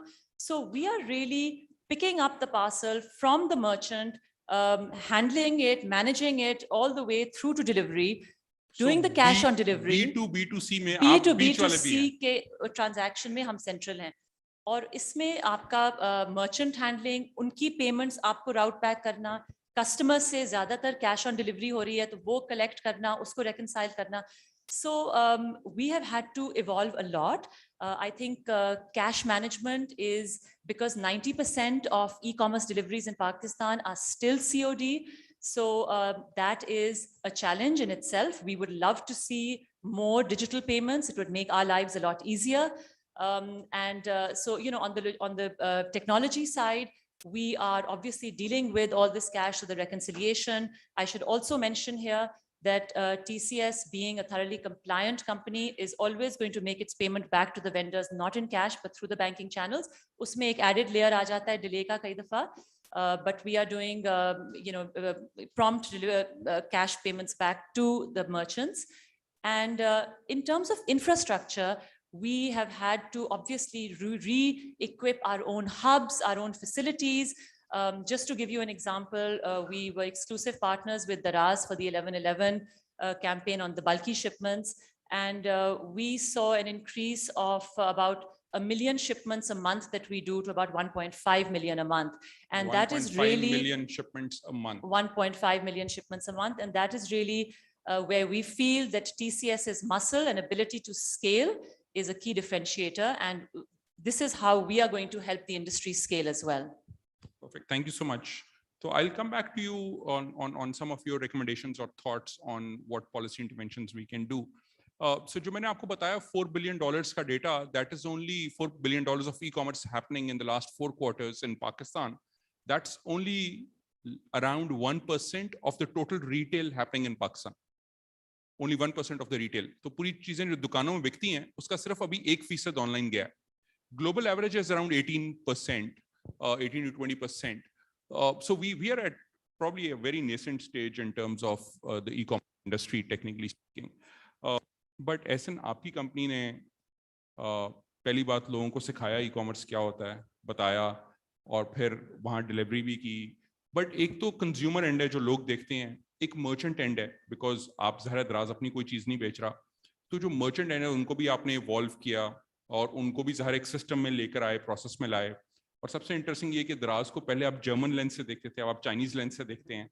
तो would love to learn के वो जो transition थी और अब Chinese perspective से, China की like from there e-commerce industry perspective, how is Alibaba and Daraz team looking at Pakistan's e-commerce landscape? Sure.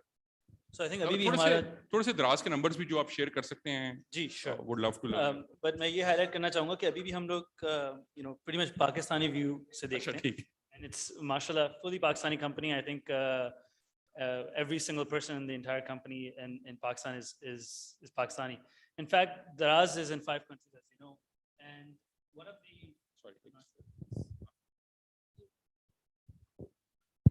great. Okay, this is also easier. So Pakistan, Daraz is in 5 countries, and one of the things that I love the most is that Pakistan, Bangladesh, Sri Lanka, Nepal, Myanmar. मगर जो हमारी central teams हैं, जो tech teams, product teams, data analytics, data science, वो सब पाकिस्तान में बैठती हैं actually. So even for all the 5 countries, much of the talent still sits in Pakistan. Pakistan is not there's still the accounting functions that happen in the different countries, HR functions, but for example, the product is built there.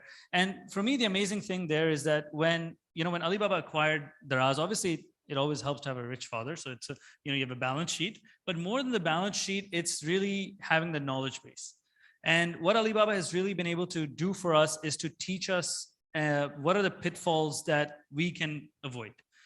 And when the first year that we got acquired was largely spent on integrating the systems. I'm sure it's infamous, but 40 days after the integration, we had our first app crashed.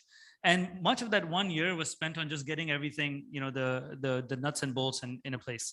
Sorry, just to add, Yeah. technology fail karti hai. Gee. I mean, how important is it for most non-tech companies to realize that it's okay to let technology fail at times? And I think what we have learned is that it's okay if it fails. You just have to make sure that you have taken all the precautions necessary.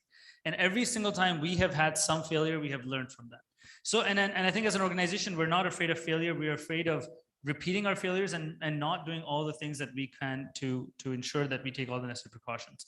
But from an angle of Alibaba looking at Pakistan, it's, when you look at Alibaba's goal of 2030, their goal is to have 2 billion customers. There's frankly not 2 billion people in China.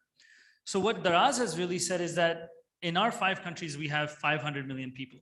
And what we have committed is that by 2030, we would like to deliver you 100 million customers. And if you look at 100 million customers, or if you look at 500 million population, largely that's in Pakistan, right? Out of the 5 countries, it's predominantly in Pakistan.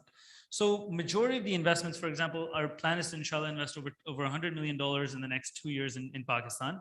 And Pakistan will always be a focal point. And one of the main reasons for that is obviously we have a large population. We have a very fast growing consumer base in the next, by 2030. We have a good environment, as Asif Saab also mentioned, that there's a lot of, good work being done. And I would like to thank Aisha Madam for this as well, because she's been very instrumental in the progress of this industry. And you need all of those ingredients to come in place. And of course, there's still work to be done on the policy side, but those are the reasons that even as a Chinese company, Alibaba has been interested in Pakistan.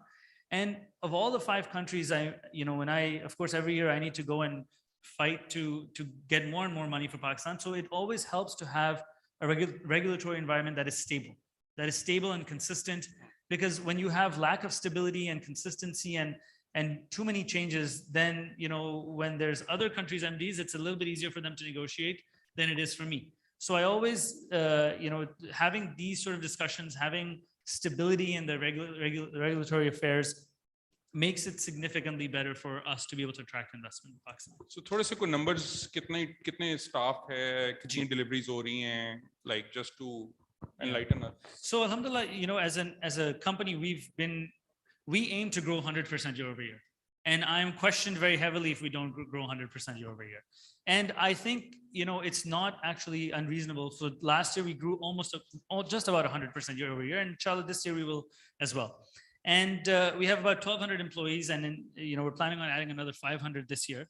So this all also comes back. In fact, what Asif Saab also mentioned is that you need that talent pool. You need we are still, as an organization, we fundamentally have to rely very much on hiring people, teaching them, and then, they go on and do perhaps different things. But we are not able to find from other places just to recruit, and you sort of, continue running. So as an organization, we're aiming 100% year over year growth. Our orders have been growing 100% year over year. One of the strategic focuses for us as a business is also, largely Daraz has been known as a company that sells electronics. And strategically, the shift has been going towards fashion and categories like groceries. And the reason for that is, if you're like me, you will only buy a phone if a truck runs over it 3 times. But you need groceries every day. You need a kurti every few days, and it's something that drives people to come back. And the beautiful thing, and when Razak Saab mentioned dreaming of greatness, what came to me, at least as a company, what is amazing about companies like Daraz and e-commerce is the amount of job creation potential they have. Every e-commerce seller creates between 3 to 5 jobs. So, we have 45,000 sellers on our platform. That's upwards of 100,000 sellers. And inshallah, our goal is to get 300,000 sellers in the next 3 years. And that is the way we got to 300,000 was actually backwards from the number of jobs we would like to create in the industry, in the economy. And that, I think, is the real power of e-commerce, is that it really has a downstream impact across, the lives that are not in this room, frankly. They don't know that this event is happening, but that's where the value is created. Absolutely excellent. 1,200 jobs and 45,000 merchants already selling on the platform. So that's the power which e-commerce can actually transform very, very quickly. I would like to add is that, that the seller base has gone from about 3,500 3 years ago to 45,000. So that is, the growth is also very, and every single month for free, we educate 5,000 sellers through Daraz University on basic things कि आपको मतलब description कैसे लिखनी है, आपको तस्वीर कैसे लेनी है, आपको customer से बात कैसे करनी चाहिए. Daraz University जो है वो क्या free है? Can anyone access it? Yeah, anyone can access it. We're actually trying to take the courses so that we can actually start offering it to to other e-commerce, to actually through the government, to just anyone who wants to sell online, not even through Daraz. Awesome, thank you so much. Ayesha, आपसे एक छोटा सा सवाल पूछूंगा from आपने को मेरे ख्याल में 500 plus action items होंगे जो हमने shortlist किए हैं. What do you think are like few top 2-3 major एक खास तौर पे एक दो जो achieve हो चुके हैं, जो जिनमें काम शुरू हो चुका है, और एक is digital payments the next frontier, or is there anything else which we are looking forward to जिसमें के which will have the largest impact probably, but जो एक या दो major interventions हुई हैं, policy interventions, उनके बारे में अगर आप थोड़ा सा बात कर सकें from an e-commerce perspective. जी अभी जैसे रज़ाक दाऊद साहब was saying कि exports, this should be our motto, and this is the only way Pakistan can really be a dignified country in the world. So the one intervention that we immediately did was that in Pakistan, we never had any cross-border e-commerce procedure in place. Companies were exporting through a sample SRO or under the gift scheme. So for the first time, in collaboration with the private sector, we sat down with the State Bank and FPR, and we asked them that please change the rules, simplify those, and make it possible for all the SMEs to export. The only thing an entrepreneur has to do is to have a product which has a demand in the world. And the procedure for exporting that should be very simple. So now we have in place a B2C mechanism for cross-border exports. For that, you just have to go and open an account in the bank and take your packet to a logistic company, and they will take care of it. You don't really have to have a VBOC account. You don't have to file your GD. You don't need an e-form. You just need to have a product that the world needs. And an order from outside Pakistan. Yes, and an order from outside. Sell it online, have your own website, go to the bank, register yourself, and then start selling. So this is one intervention, I think, which can have a huge impact. And it is operational for the last few months only. We are trying to create more and more awareness among SMEs and all the entrepreneurs. And in few months, $7 million have been exported through this mechanism. And we hope that as the awareness increases, a lot of new SMEs, women entrepreneurs, and youth will benefit from this new intervention. Ji, please, Saira, I wanted to add. Thank you. I just want to follow up on something that Ehsan was talking about in terms of increasing sellers. And I just want to address a key issue, I think, that the e-commerce sector in Pakistan faces. And that is, देखिए अभी e-commerce का number है तकरीबन 2% of retail is e-commerce, ठीक है? That's of course the opportunity. Now, the average customer has a real trust issue. There's a big trust deficit in Pakistan. And I think as logistics companies and as marketplaces, we have to really work hard to redress. If we are to take this figure from 2% to 20%, that trust factor has to be addressed. So while we are talking about adding sellers to platforms, I think that's fantastic. And it shows a willingness on their part to embrace this idea of digital commerce. But there has to be a lot of work done. And I know that Raz is doing that in terms of educating both ends of the marketplace, both ends of the transaction. You need to educate your sellers in order for them to offer products that are compliant to, what they're saying they are, to make sure that there is a certain standardization in sizes, etc. The very basics that one would expect in an online transaction overseas if we compare Western markets. And then on the other side, you have consumers who still lack a fundamental understanding, I feel, because उनके पास जब एक delivery होके आती है और TCS का delivery बंदा उनको delivery करता है, तो they may have gone to some XYZ website searching for discounts, searching for good bargains, and उसमें से अगर कोई ऐसी चीज निकलती है जो नहीं है what they're expecting, तो वो कहते हैं कि जी ये तो TCS की delivery हुई है, हालांकि वो एक education और information का process है कि उसको भी समझाया जाए, and of course sellers have to live up to those standards.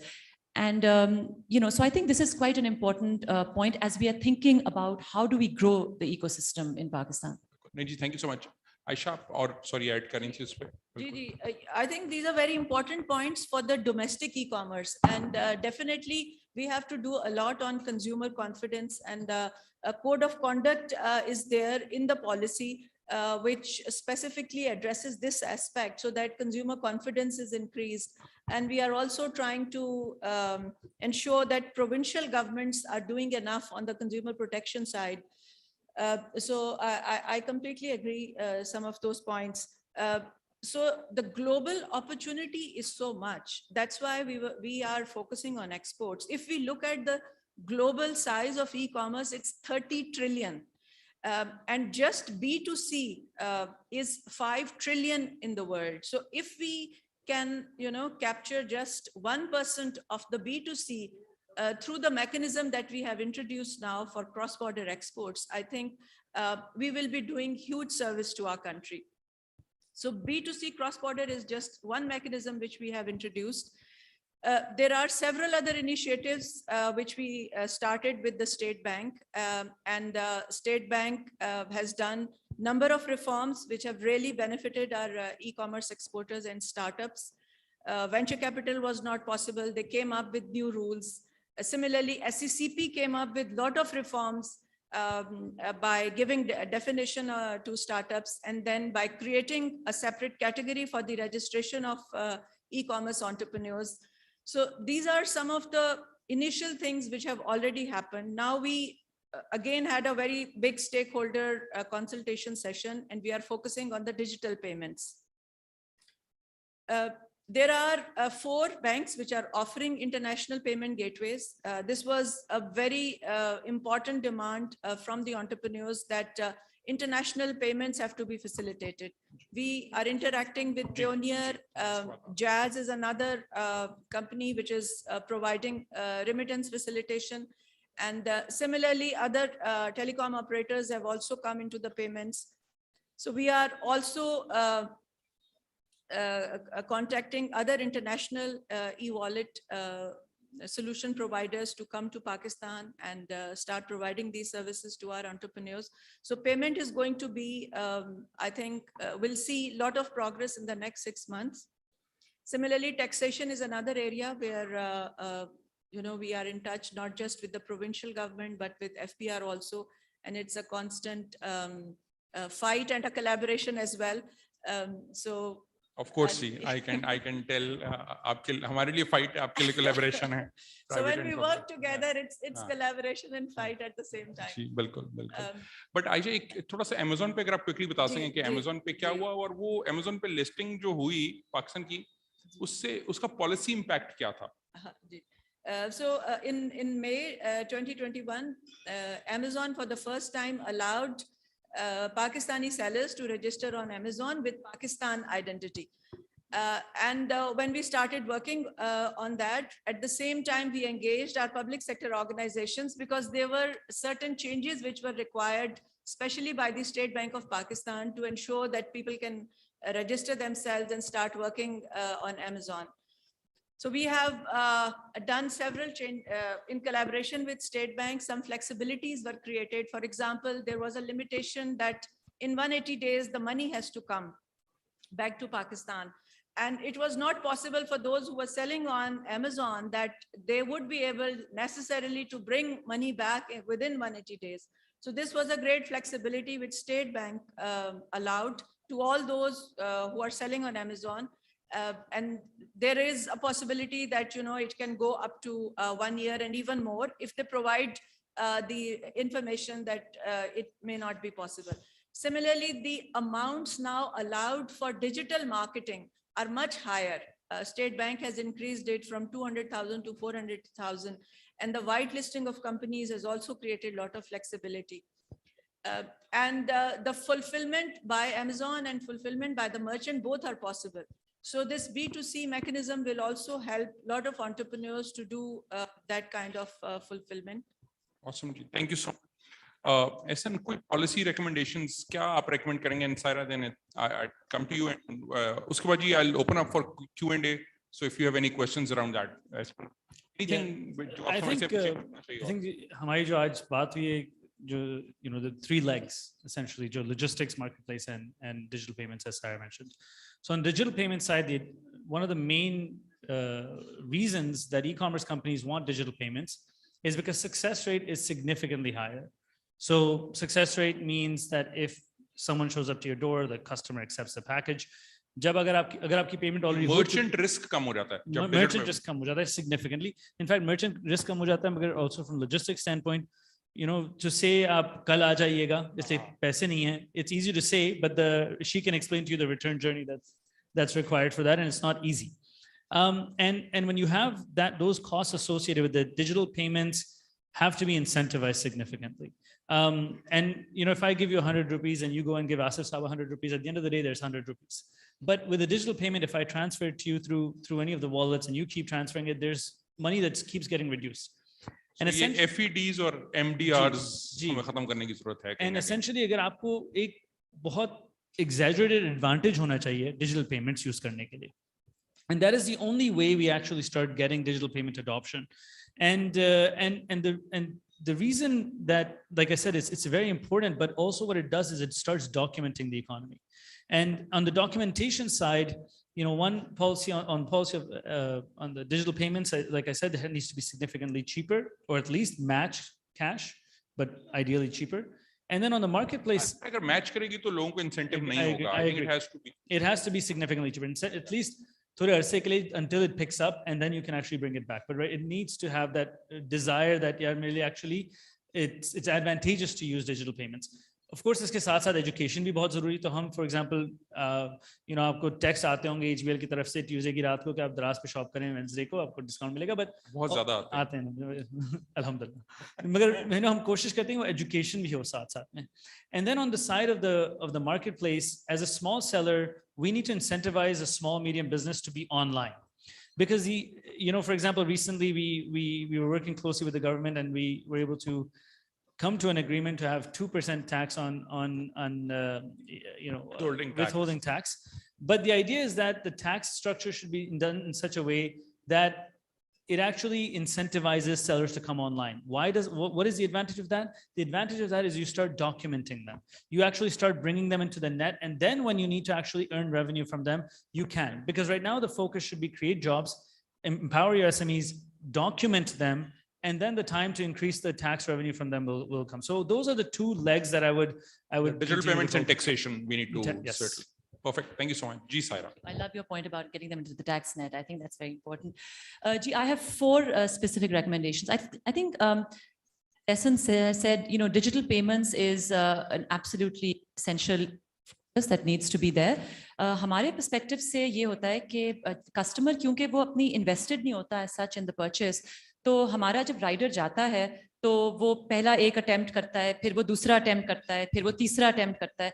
तो आप सोच सकते हैं कि हमारे perspective से कितना बोझ होता है हमारे infrastructure के ऊपर, हमारे delivery, पूरे हमारे delivery system के ऊपर, e-commerce delivery का versus a document delivery which the person is waiting for. It's just a straightforward delivery. This e-commerce delivery is more costly, it's more time consuming, it takes more space, etc. So मगर अगर digital payment हुई हो तो actually वो wait कर रहा होता होगा. जब वो डिजिटल पेमेंट हुई भी होती है वो वेट भी कर रहा होता है, वो एक्सेप्ट भी कर लेता है. अदरवाइज जो अनएक्सेप्टेड डिलीवरीज होती हैं बिकॉज वो कह दिया वो डोर स्टेप पे अगर चेंज कर लेता है अपना mind, then we have to carry it all the way back. So the entire reverse load is on us again, and that is a huge burden and a cost for our structure. So, and of course, the whole issue of cash management, like I said, because we are dealing with billions of rupees of cash that we are collecting हर दूर दराज इलाके से, तो वो हमारे system के ऊपर भी एक बहुत उसके ऊपर it's a big challenge for us. So digital payments, number 1. Number 2 is the idea of structured addresses.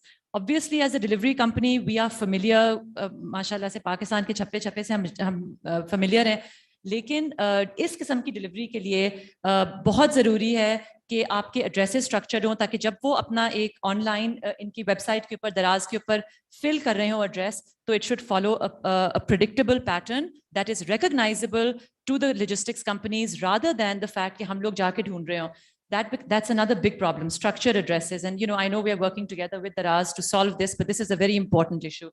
The third, I would say, is data protection. I think the government needs to formulate data protection policies. I think that is linked to the issue of trust. Sometimes we are asked to provide data for, as a logistics company, ki ji seller data provide karen ya end user data provide karen. That is very difficult and challenging for us. We don't want to do that. So there need to be proper data protection policies in place. And the last, in the making. That's right now. That's in the making, Ji. And the last one is consumer protection laws as well to facilitate that trust. So these are my 4 main areas Actually, of consumer focus. protection, I think one of the important things which we are probably focusing on is कि वो process भी e-process हो रहा है, digital process हो, ताकि अगर consumer protection अगर आपकी 1000 रुपए की 5000 रुपए की छोटी चीज है, तो उसका process अगर offline होगा तो लोग follow up नहीं करेंगे. Online होगा तो I think वो हो जाएगा. But thank you so much. Let's probably grab a couple of questions from the audience. Ji, please, अगर हम इधर mic ला सकें, please. अपना नाम और कंपनी का नाम प्लीज बता दीजिएगा और सवाल के साथ. And hope we can keep it short. Hope everyone can hear me.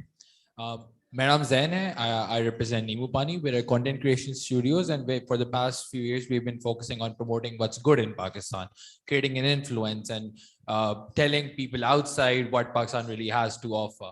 So I've got a question for Mr. Ehsan here. You've continuously talked about digital payments, right? You've continuously talked about how HBL and all the other platforms are integrating themselves with Daraz to allow quick payments. But from a consumer end, what I've noticed is a lot of people, they don't want to purchase through their card is because they first always want to open the package and see what's inside and see if that is actually true. Because for the past few years, we've identified that when we order things online versus what we see in the picture is totally different. So I really want to know how Daraz and TCS at the same time is tackling this, because we're trying to push towards digital payments, right? We're trying to push towards making people coming to the fintech side. So what has Daraz or what is Daraz suggesting or doing to sort of counter all of this? Yeah, no, great question. And I think if you look at the legs of a digital payment. Essence, sorry, mic करीब कर लीजिएगा sir. I think. Up सही है? अब सही है. Okay, great. So if you look at the legs of a digital payment, one is that from the front end, it has to be easier, right? So it cannot be more difficult than cash. Second, if like you said, if the transaction is not a positive one, the return has to be easier. So that's two elements of that. One is the refund side, and then second is the return side of it. So on the refund side, what we have done is, for example, let's say you use your card and you're not happy with the transaction. What we did is we launched a closed loop wallet in which we would refund the money immediately into your wallet. So that's something that you can use again if you would like to purchase. And if you say that, look, I don't want to purchase again, I would like my cash back, then you can route it towards the banking channel and get it back to the customer. The second thing what we did is to make returns easier. Because at the end of the day, one of the fundamental ways that e-commerce can penetrate more to customers, and as Saira rightly identified as well, is that there needs to be the customer trust. So if the customer doesn't have trust that I can return this product easily and I will get my refund easily, then they were not going to buy online. So one thing that we did for the returns leg is in the major cities, we actually come to your doorstep and pick up your product. And the third leg to make your returns easier is that up to a certain amount of money, we will actually say that if you would like to return it, keep the product, and we deposit the money right away into your wallet. And again, if you would like it back into your bank account, you can do that. But all of those, and as you rightfully identify, it's not just the discounts, the reason people, use digital payments. It's educating them as well. Now, for example, I always use digital payments because I know if I'm not home, that someone can just leave it and it's done, and it makes the journey easier. But I also know that if I don't like the product, that I have that assurity that if I want to return it, I will get my money, A, I will get my money fast, B, and that the process will be very easy. So we've spent a lot of time, effort, and money to make the process easier. So we go to your doorstep, pick it up. That has a cost associated. We bear it because obviously you as a customer are not happy. We are now working with the banks to actually make the journey within, once it's into the banking system, faster and easier as well. Thank you so much, Ji. If we can take one question from here and probably the last one. Okay. Badal, would you like me to answer that from a Oh, Ji, sorry, if you could. Okay. Just a quick point, I think from a logistics perspective भी आपका सवाल था कि वो किस तरीके से, so देखिए again the burden of the onus really is on the seller to provide the right information on the product. Currently, what we're doing is we are picking up those returns, we are giving them back to the merchant. I think there's a lot of scope for improvement in this particular place. We certainly would like to use our infrastructure throughout the country and 900 express centers across Pakistan to become returns depots where people of that vicinity who feel that they want to return a product can come and use the TCS Express Center for that. But currently, jo system hai, that I think is sufficient for what is happening at the moment, which is that the courier will simply collect the return and pass it back to the merchant. Ji, thank you so much, Saira.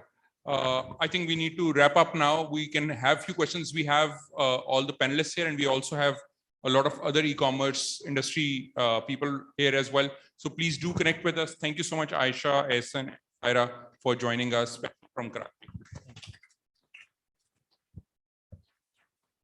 Thank you. Just 2 more minutes. We'd like to present you with souvenirs, for which I would like to request Secretary Board of Investment and Chairman Board of Investment to please come on stage and present souvenirs to our panelists as well as our moderator.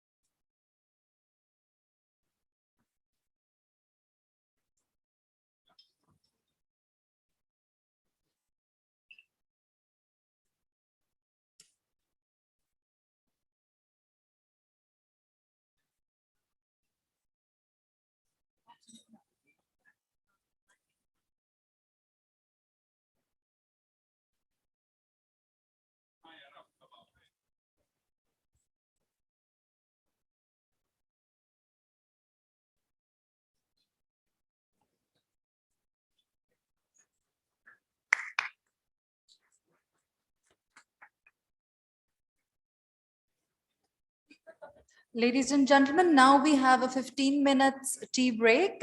Tea is being served on the left and right and of course outside the hall. Please rejoin us after 15 minutes in the same hall.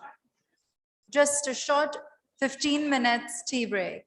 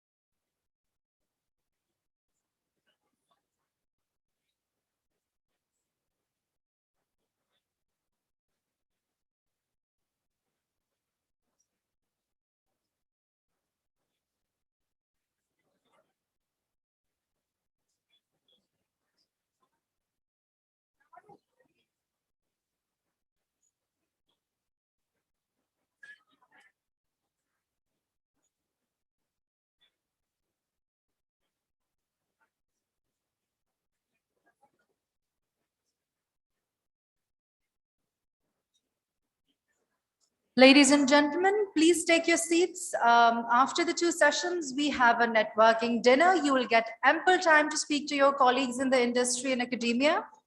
Right now, ladies and gentlemen, please take your seats so we can start our third session.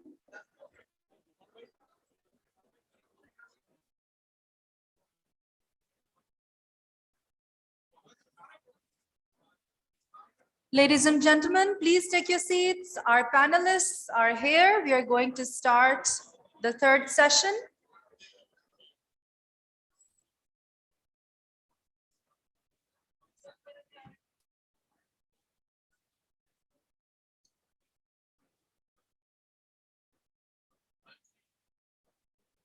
Ladies and gentlemen, at the back, please settle down.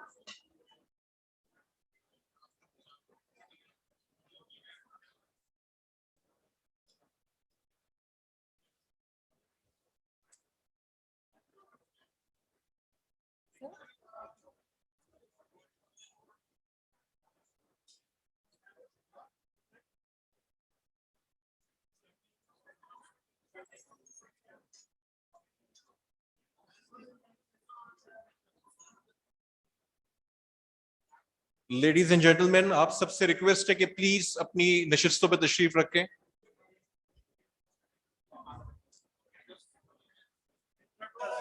Saqib, please start the program. Ladies and gentlemen, for this session, our moderator is Mr. Saqib Ahmed, Country Managing Director, Pakistan Afghanistan SAP.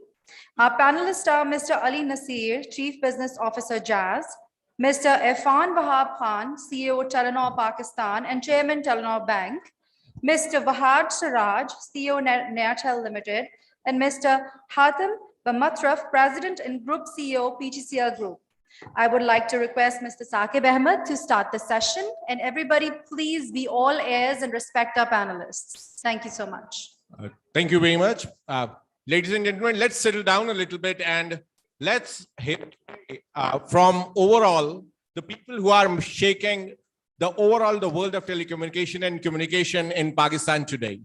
If you see the panel today with Telenor, Jazz, PTCL and Net, all the CXOs on the ground on table over here, we will be talking about today different topics and trying to cover what is the impact and what is the support that is required by each of these individuals from their respective roles by the government of Pakistan to have more reach for all the people all across Pakistan to reach that connectivity and see which is the different future that we see today that will happen and that will make Pakistan prosperous to the next place as well.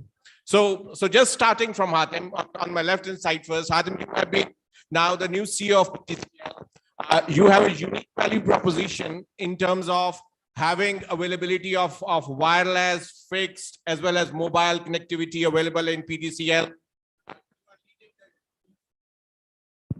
You are leading the Uphone as well. Tangles there as. So how do you see, is there any kind of a new mergers and acquisitions you see coming in the telecom market of Pakistan? And most importantly, will it be any impact for the operators and the consumers on that one as well?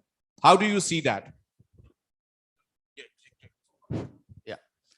So thank you very much for the question. First of all, I'm glad to be here to share our point of views as PTCL Group. For the benefit, of course, of the economy. Telecommunication is a very critical and pivotal sector to enhance economy. In fact, all the previous studies, World Bank studies, have resulted that any 10% penetration in telecommunication reflects positively to the GDP by around 2% growth. So there is a critical and a very important sector. Telecommunication is being looked at as the sector of sector, and especially the importance is actually even more increasing right now because of this fourth industrial revolution and the new era that we are entering right now, because its connectivity is one of the big items that will enable and accelerate the digital transformation and the fourth industrial revolution. So back to the question, I think that it's very important that we need to find the balance between the number of companies, number of carriers, and the level of customer and customer experience and the level and the quality that we provide. And looking at Pakistan, unfortunately, we are placed in a global connectivity index. We are placed around 75th country out of 79. We just only have Nigeria and Tanzania, and I don't know, there's another also that are behind us. So, and if you look at penetration level and quality of service also, you would understand that mobile, for example, broadband penetration is less than 50%. Fixed broadband penetration is in a single digit, 6%, 7%. So there is a big and a long distance, that it's ahead of us that we need to do.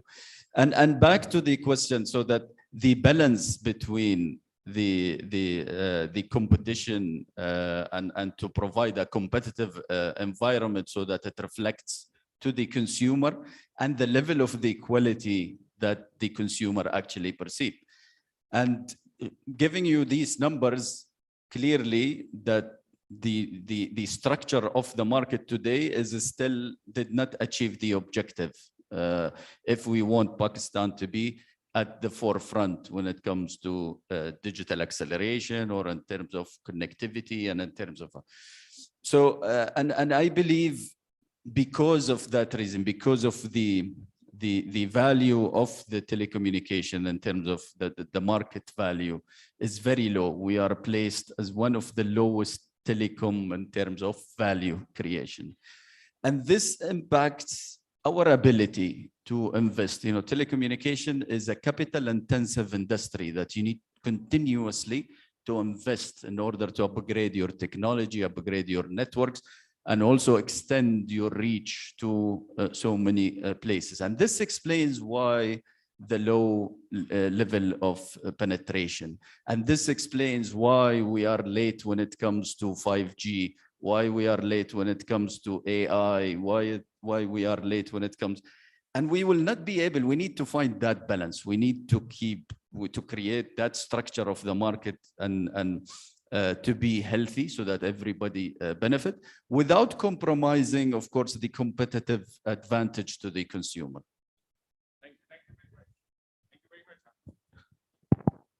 I think it's important what you mentioned. There's a lot in the market that we can do, and there's a lot to offer to the people of Pakistan with the availability and connectivity that we have today. Irfan, being the industry veteran yourself, there's a lot to talk about sustainability these days all across the world. When we talk to all the big powers today, they are talking about that whatever solutions that we are talking about, they has to be sustainable. It's about people, it's about profit, it's about all the different angles of sustainability.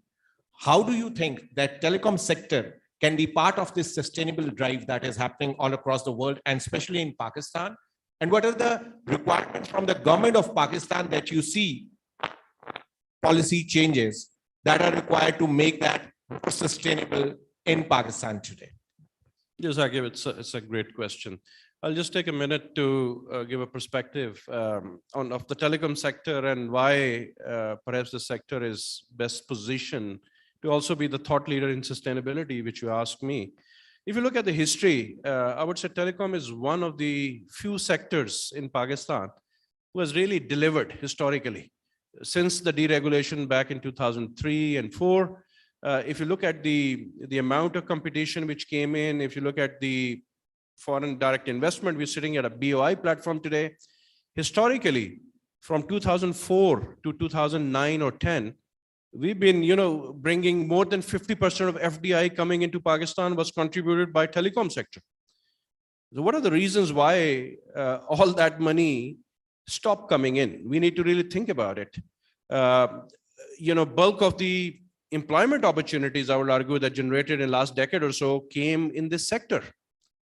It's not that we are hitting saturation. As Hatim mentioned, numbers are still low. We have still a long runway in front of us in terms of the penetration. Real penetration still stands in only, I would say, around between 50 to 55%. If we don't count multiple SIMers. Close to 15% of our fellow citizens even do not come into any coverage of any network. So that we have to cover. So there are a lot of smartphone penetration. We talk about, below 50%. So that means more than half the population still today in 2022 do not have access to smartphone. We're talking about digital economy, talking about AI and fourth industrial revolution. So we still have a long way to go. So the key question is, what can we learn from the policy framework which made us successful? Why is the reason companies like Telenor came to Pakistan back in 2004? I would argue one of the key reasons, apart from market potential itself, was a predictable policy framework which was progressive, which was forward-looking. And now we're lacking it actually. Since 2015, there was a policy, there were a lot of things which are supposed to come as part of those frameworks, active sharing framework, right of way framework. Many of those policies are not in place. And that is creating a lot of uncertainty for the sector. So I would still argue that in terms of the FDI, there's still a lot of opportunities, and the telecom sector, people sitting on the stage, can all contribute, and telecom could still be the engine of growth, because we all believe it's not just one sector anymore, it's a sector of sectors. Your e-health, your education, your agriculture, your commerce, your IT exports, everything depends on a smarter connectivity. And same is applicable in terms of sustainability, because what we represent here is some of the large multinationals who are global thought leaders. If I talk about my own company, Telenor, I mean, coming from Scandinavian heritage, there's a lot of focus on ESG. And we do not talk about it here in this market because no one else is talking about sustainability. But if I share that at least climate, sustainability, how we do business, over 10% of our sites today are on alternate energy in Pakistan, because we are one of the largest consumers of energy as such. We're also generating a lot of CO2 emissions. So we all need to play our part. And there, I think we all need to come together as responsible citizens to protect not just the communities we serve, to protect just the environment we are in. So all of this is possible. But, you know, it all depends that if you are really worried and concerned about, you know, the basic profitability. And again, how many companies are sending dividends? How many companies are profitable in telco? After spending, you know, billions of dollars, after, you know, spending 15 years, if the return of capital, again, there are factors which we all know, including our currency devaluation, which has really put pressure on this. So we need to really address some of the fundamental issues to unleash the opportunities which we are talking about. And then comes the topics of, you know, what role we can play in actually digitizing the economy, in bringing the focus on sustainability, environment, which are very, very critical topics. Thank you very much, Irfan. I think you put us all on the spotlight over here. I think we have Ministry of IT, BOI, everyone over here. And the point that Irfan is making is that the policy needs to be consistent over here. And we have seen how much FDI overall the telecom sector has brought in, and why it is not coming to that level again, because how we can take the money out that the profit these organizations make, and how we can be more sustainable around that one. I think that's really key, that this policy making should be sustainable and should be favorable to all the partners in this ecosystem that we are working on. Thank you very much, Irfan, for bringing that topic up. Going to Ali. Ali, all these big companies, even mine, there's a lot of discussion on this, on the cloud side of these things as well. There's a lot of discussion that on-prem and the world is going in that specific direction. There's a discussion on IoTs, 5Gs, everything coming in and taking over the world. Is this something in Pakistan today is a myth? Is this something that is happening and the cloud is going to take over with all these different policies of State Bank, PTA, data cannot go outside Pakistan? On the other side, all the developed countries going to the cloud solutions. How do you see this mix in Pakistan today? And what policy shift do you will recommend to have that cloud solutions working in Pakistan more? So Saqib, I don't know whether you've noticed or not, but we've had clouds all over the country the last few days. So clouds are definitely in.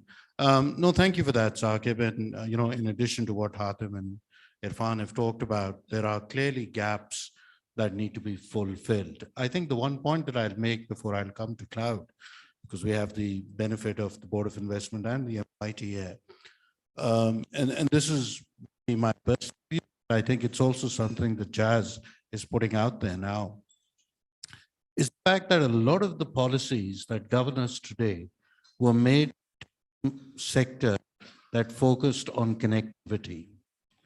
I think we, the world certainly, and Pakistan now with the data penetration, we're now in a world that sits on data. It's not just connectivity. Connectivity will continue to be the core and has to be delivered. However, what we need to now design policies, I think the draft cloud policy that the government has been talking about potentially is exactly the kind of policies we need, because the value addition that will come with these data-based policies will be way more than trying to sort out some of the issues that certainly Irfan talked about. They need to be, the fundamentals need to be corrected. You know, the most recent glaring example, and the FPR is not here, so I can accuse them of this, is that in June, after I think Irfan, a year's advocacy, we convinced them to reduce the withholding tax from 12.5 to 10, and it was meant to go down to 8% next year. 4 months on, it's been reversed and now it's gone from 10 to 15. And this is a tax levied on 98% of the population that will never ever claim it back. You know, Urdu mein isko jaga tax kehte hain. So my point is that it's that predictability of policies that we need to put in place for the core, but more importantly, we now need to focus on these value addition data-based services. Now coming to the question that you asked on cloud. Absolutely critical that Pakistan leverages its position to do tremendous work in cloud for two reasons. One, I think with, you know, data is the new gold, like I mentioned previously, and there should be no reason why Pakistani data should be going anywhere outside our borders. That doesn't mean we cocoon ourselves and we are not connected to the world, but critical Pakistani data should be staying in Pakistan.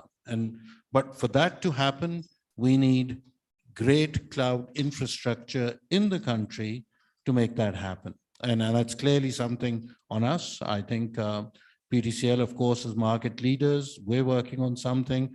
I'm sure Telenor, I think Vahaj already has an offering where people can upload their photographs and movies. So that's happening. But what we really need, and you know, I see Sohail Rajput up there, the draft cloud policy came out a few months ago, sir.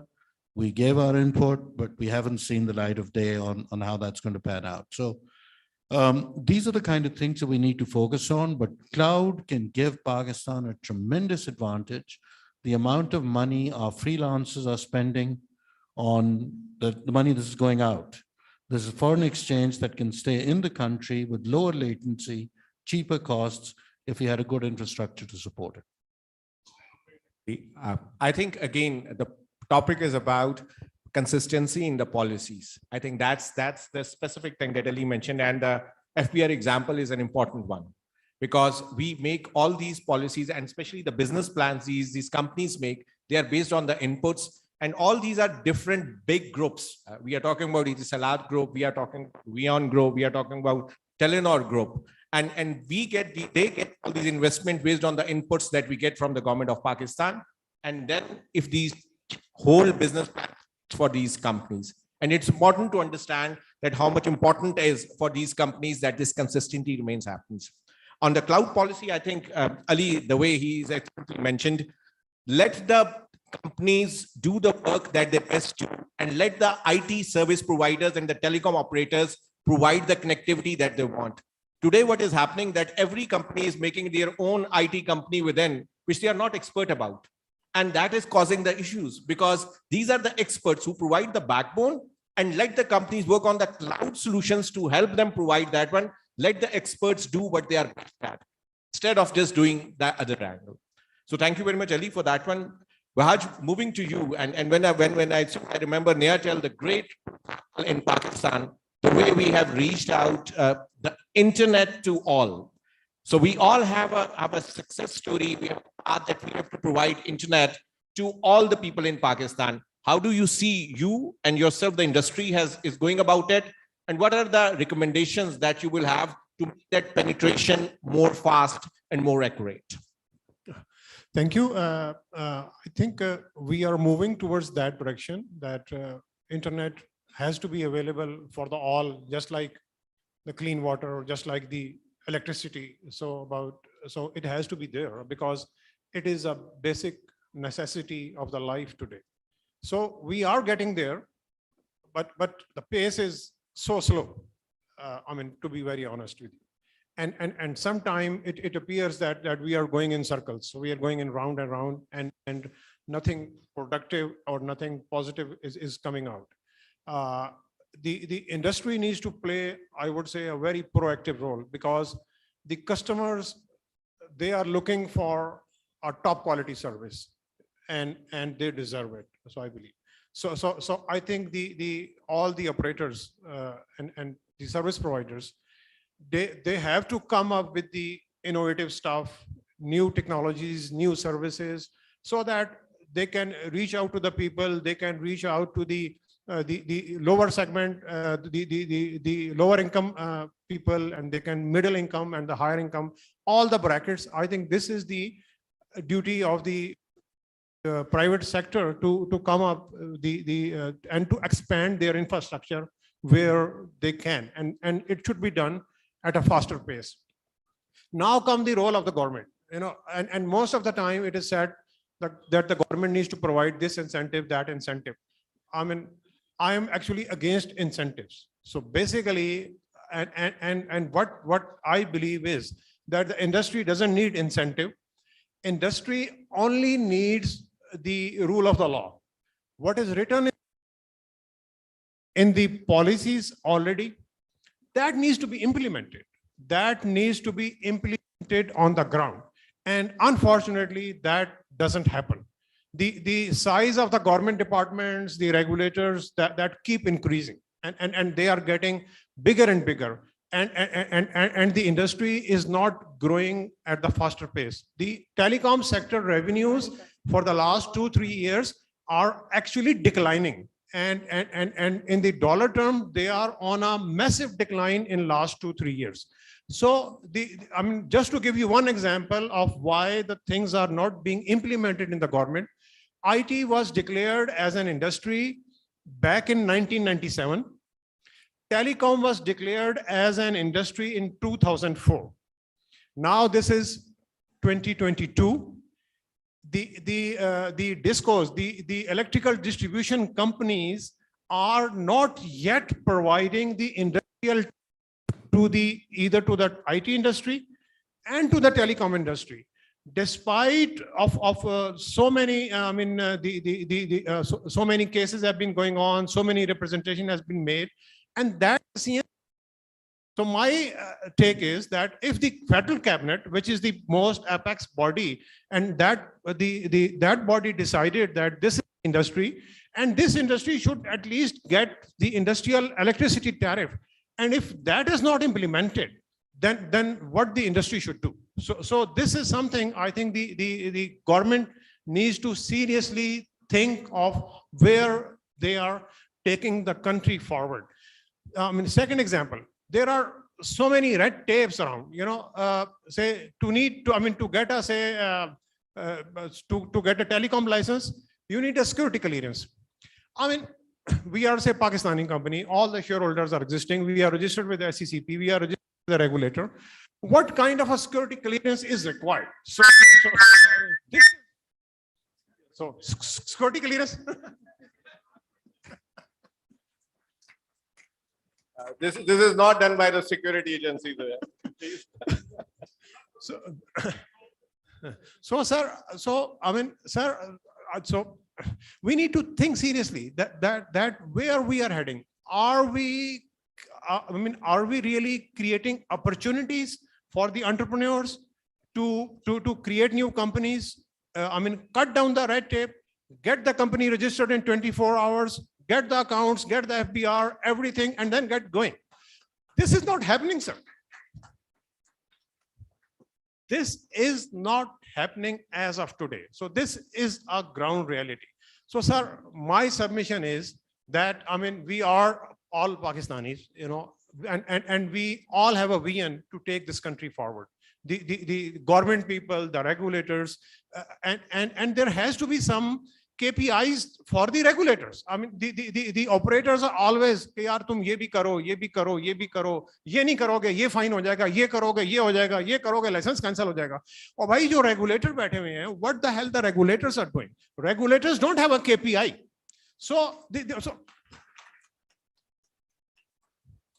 regulator to be asked that the revenue of the telecom sector has declined in last 3 years. So, but nobody's asking that question. So, so this is something that we really need to think that where we are heading. I think on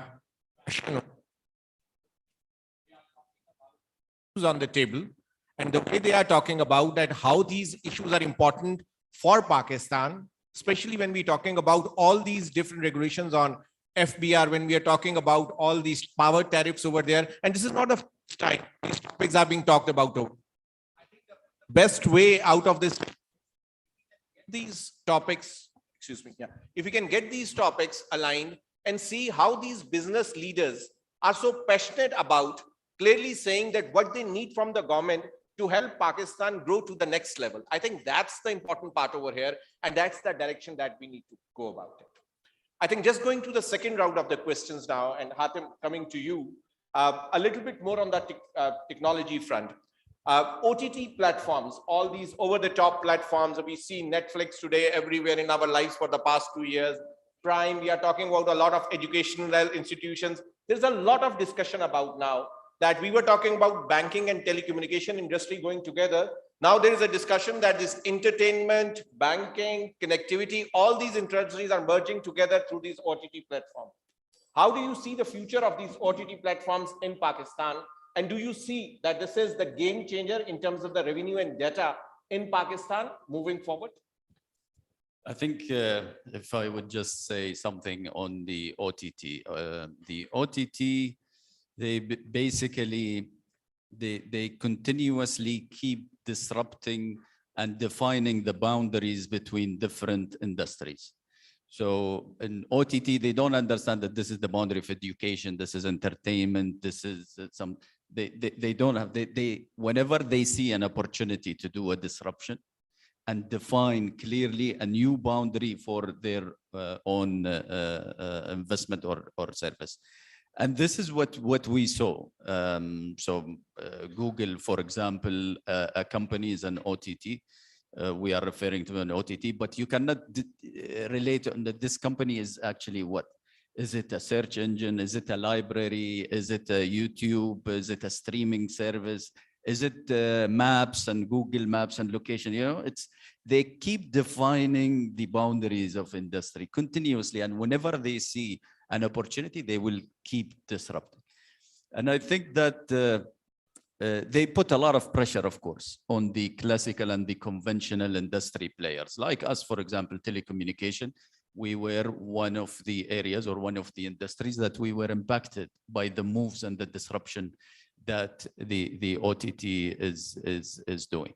And we were slow. I think that the digital acceleration and the adoption of digital transformation, we were very slow in adopting this. We should have been much more faster in order to at least be in par with those OTT players and start to disrupt also other industries. The other thing that it's an interesting point, it's AT&T few years ago decided to acquire Warner Brothers. It was the biggest deal of the year. I think it was around $85 billion acquisition. That was so huge. And we were very skeptical and we wanted to understand what a telecommunication company, AT&T, that acquired Warner Brothers, what will be born out of this?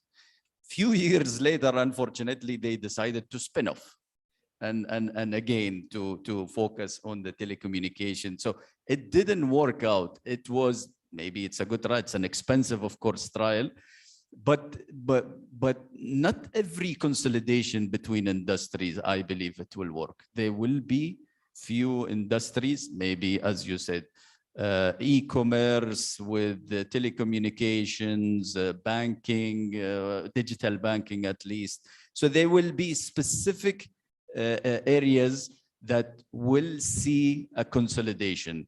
And it's going to be a race between the conventional players and the OTT. So we see that OTT now, they want to jump into the opportunity of being a digital bank, but we also see moves that the bank, they want to be also a digital player. Similarly, telecommunication, we see that OTT like the Skype and WhatsApp and those guys, they want to also come and invade. And we want also to transform and build these kind of application. And so it's going to be a race, and it's going to be, a tough fight between us and them.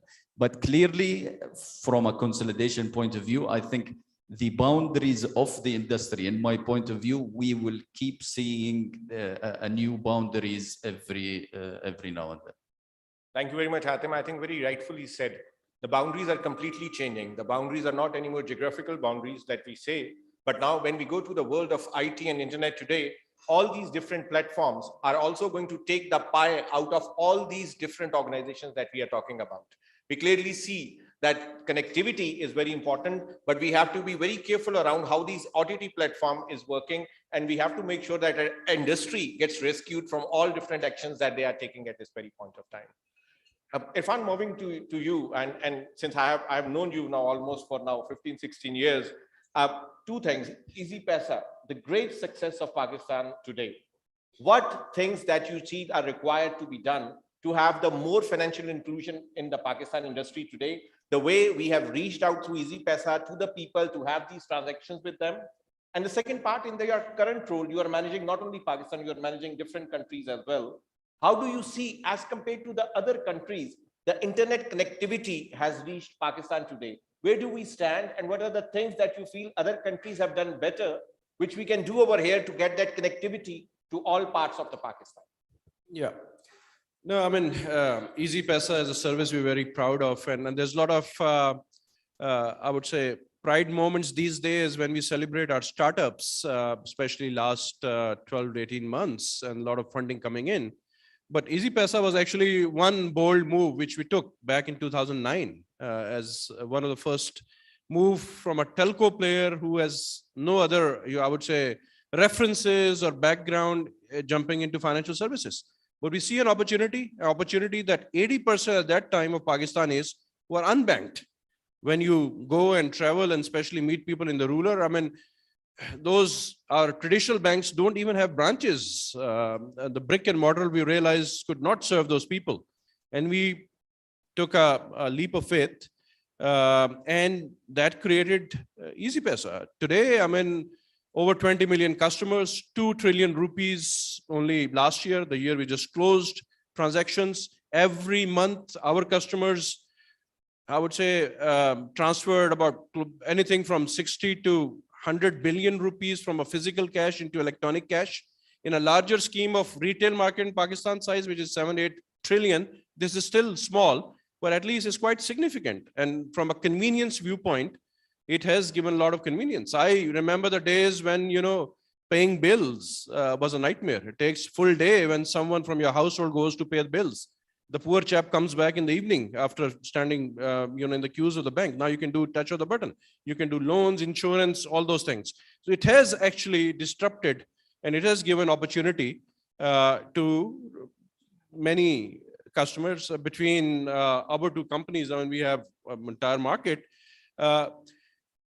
But key here is to look back, and we have come a long way in including those people into the financial net, which was very important. But what happened then? And we were talking about, how important the policies are. Last year, and we need to remember that, that 20% unbanked move up to 25%, so we still have a long way to go. But IBFT charges were waived last year without any consultation with the industry. COVID came and State Bank thought that, they should waive.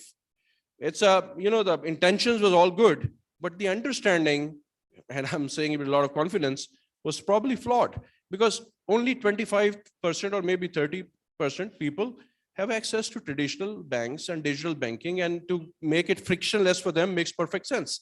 But how about those 70% people who go to retail every day? In our case, I mean, there were days when 5 million people were going to shops just to convert that money over the counter. Those people, which is bulk of our customer base, needs hand-holding. They need to go to retail because unlike us sitting in this room, they don't have online banking accounts. They don't have multiple accounts. They cannot do it from their traditional bank into their mobile wallet. They need assistance. And if you withdraw those charges and make it free, I mean, no retailer will do it unless there's a financial incentive. We were taking that hit of about 100 million rupees a month. We did that for 2 last years. No business can sustain, that sort of losses if you have to do that. So I think the point I'm making is, by bringing this example, is that you need to really think through that we were not in that journey where we have reached everyone. There's still a long way to go. Still, there are a lot of people who need hand-holding. And that's why a policy consistency is very important. And what it does is just reversed. We've seen, the overall transactions have gone down, and those people who are unbanked remain unbanked. So I think we need to really go back to drawing board, engage with the industry and sectors, and come up with a policy which is a little bit forward-looking and consistent. To your second question, in terms of, I sit on boards in Bangladesh, Myanmar, Thailand. I mentioned in my previous response that we had a great track record in Pakistan, bringing in investment, those FDI dollars, and also the growth which we have seen. But it's not the case anymore. We've seen other countries. I mean, let's talk about Bangladesh. We all have seen the economic growth they have done. That's reflected in the telecom sector as well. If you look at their campaigns which they're running from investment, and there's a reason. We've seen that they have actually learned from their mistakes. Spectrum is one thing. We have recently have a failed spectrum auction. 3 out of 4 operators did not participate in it. In Bangladesh, they've experienced the same thing 3 or 4 years ago, 4 years ago. But they learned from it. They fixed it. And see where they are. They are actually leapfrogging in terms of the penetration. It was all the telecom indicators. Hatim mentioned that we are really at the bottom in terms of the connectivity index. We are actually slipping every day. The world is moving faster than us. India was a bad example when it comes to telco sector. They made a lot of mistakes. A lot of foreign investors exited India. But last 6-8 months, if you look at the reforms they're doing in the telco sector, it's quite incredible. They've accepted that they made a mistake and they fixed those mistakes. If we are not able to, if we don't act on it now, unfortunately, we'll be sitting here 2 years from now and say that now we've missed the 5th or 5G revolution. We've missed the 4th industrial revolution. We're not able to provide connectivity because you can never provide the connectivity by changing the regulations or by enforcing through regulator that you need to provide or improve the quality of service. You need to provide a business environment which is conducive. And this industry has shown over years, today telecom services in Pakistan is one of the cheapest. Who's the winner? Our customers are the winner. Our consumers are getting the benefits of a very well-functioning, very competitive telco sector. Why can't we build on this? And I think that's a food for thought. And I really hope that we take some of those learnings and recommendations from this forum and actually act upon it so it doesn't become one of the other forums where everyone comes and talk, but nothing happens. I think it's time for action now. Thank you very much, Irfan. I think great insight. Connectivity is the backbone, and we need to provide this connectivity to all those businesses that we are talking about will increase exports today. And if the people who are providing this connectivity, they feel that the consistency on the policies and clearly the collaboration between the industry and the policy makers when they are making a change in the policy is very much important. I think that's the key take out of that one. And the country's example that Irfan gave, that there is still a lot to be done at this very point of time to reach where the standard that we are looking at. We are always talking about that we have a great potential, but this is also the time that we make the right things on the baseline to get that potential, get the results that we are looking at. Thank you, Irfan, for that one. Ali, moving on to you. I see you were talking about that government has to do this and government has to do this. Let me turn the tables a little bit on you and say, if you have everything there, when we are in that BOI event at this point of time, and ease of doing business is the key parameter that everybody is looking at today. How telecom sector can help BOI and the government of Pakistan in providing that ease of business indicator improved, and how we can help the people of Pakistan in that. Sure. So Saqib, there's 2 things. We can of course help the BOI and Farina Sahiba and us further. As I said, connectivity, and now with data and increased 4G penetration, many things are now possible that were previously unheard of. I see Dr. Ismail Shah, my friend here, and he narrated a very interesting example this morning. Irfan was talking about, what digital financial inclusion has done. And he was on the motorway. And as you know, recently the government has made a law where you have to have an M tag, otherwise you can't get on the motorway. Now, of course, Pakistanis do everything at the last minute. And as he was trying to get on the motorway, there was a queue of about 200 cars waiting in line to get their M tag. Now, that's the non-digital option. He opened his phone, opened his digital wallet, happened to be Jazz Cash Irfan, and he on the go got his M tag and bypassed those 200 cars. So the ease of doing business isn't just in terms of businesses. I think it is what we provide to the ultimate consumer. That at the end, both the BOI and the operators or any businesses in this room, their basic ambition is to make life simpler for our consumers. And I think the ease of doing business, Farina Saiba talked about the improvement that has been made. I think we jumped 30 places. Sadly, they've stopped that study because that could have been a great sort of headline statement, had we done that 2 years in a row. But honestly, digitalization now provides Pakistan. Hatem talked about the runway that we have. And if we can put some solid runs on the board, showing how we're improving on that runway, the investment will come. And whether we have an ease of doing business or not, recently I had an occasion to meet with Dr. Mueed Yusuf and the new national security policy that's come out. And I think Razak Daud Saab talked earlier. The basic underlying pillar of a national security policy is a national economic policy. Unless the economics are working, security is not going to get you anywhere.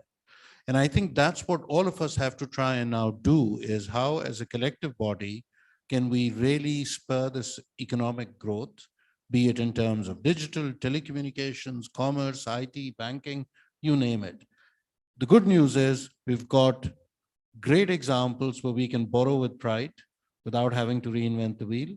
But given Pakistanis' ingenuity, we could probably do it cheaper, faster than that happened anywhere else in the world. So I'm convinced that the ease of doing business will follow. I think Pakistan is at that tipping point where we've talked about the FDI investment now starting to come in. Asif talked about FOMO. No VC worth their name outside does not want to be in Pakistan. What we have to now be able to do is give them good reason so that they can back up that aspiration with growth. So I think ease of doing business will follow if we get our economic principles right. I think very fair example that you gave. I think we all know that how our mobile sets are now our new way of working. We all know how by the clicks of all these apps, we are able to get the results and get that ease in our daily lives.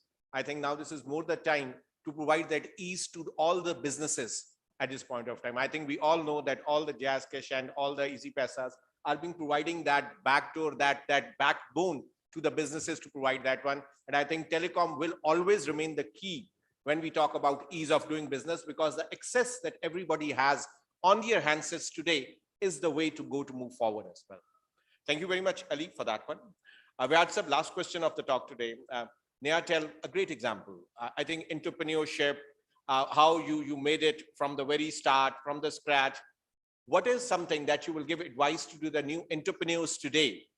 What is the policy changes that you will recommend that are required to get more Neatels working all across Pakistan, and how we can make these 200 million people provide that source where they can start up and start doing the startups like this? Which is your advice based on your experience that you have done? Great question. I think Pakistan is trying to make a shift from the state-owned proprietary businesses to the businesses. And there is a fundamental difference between the sole proprietorship businesses and the entrepreneur-based businesses. The entrepreneur businesses, so they have the ownership distributed, they work on a proper structure, and so they are going for the venture capital, they are going for the institutional investors, they are going for the private equity, and eventually they are looking for an exit strategy. And to have an exit strategy, the businesses need to be fully compliant. The businesses need to be fully structured. State-owned businesses, they are family-owned businesses. So they travel in the family. They are compliant or not compliant, doesn't matter, honestly speaking. Because in Pakistan, everything works, everybody knows this thing. And non-compliant businesses are making much more tons of money than the compliant businesses. So this is a known fact. Now, when you are running a business, when you're running a small startup, and when you're running a large company, that company, and if you want to make it a fully compliant, so you are Social Security compliant, you are EOBA compliant, you are FBR compliant, you are the provincial taxes compliant, you are labor law compliant, you are minimum wages compliant, everything is compliant, still you don't get any benefit out of it. And then so many restrictions comes up on the structured businesses, because the structured businesses are easy fish, so they can be caught. Oh, yaar, ye to ghade ki machli hai, isko pakad lo. This is something happened. So this is a wrong mentality that this needs to go. So I would just quote you one example. The new companies which are coming up and which are actually changing the Pakistan landscape. This is Baikia is one, Well is one, and those companies, and if the Baikia guys are putting a helmet on their head and the helmet with a sticker Baikia, so they are caught and stopped by the by the local authorities. You are advertising and you pay the advertisement tax, and the actual crux is that you find the Bengali Baba and Rouhani Amil graffiti everywhere. So they are even everywhere on the most of the building. And nobody actually, goes after non-compliant business. And the compliant business, and the second thing is, you are making too much tons of money. Yes, of course, I'm a business. I'm for profit. I have to make profit. I have to pay dividends to the shareholders. I have to pay fully taxes, of course, and then I need to make money for investment into the capex and improving services of my products and services. Of course, I need to make money. So my question is that is making money in Pakistan by legitimate means is a crime? It is a crime. If you go and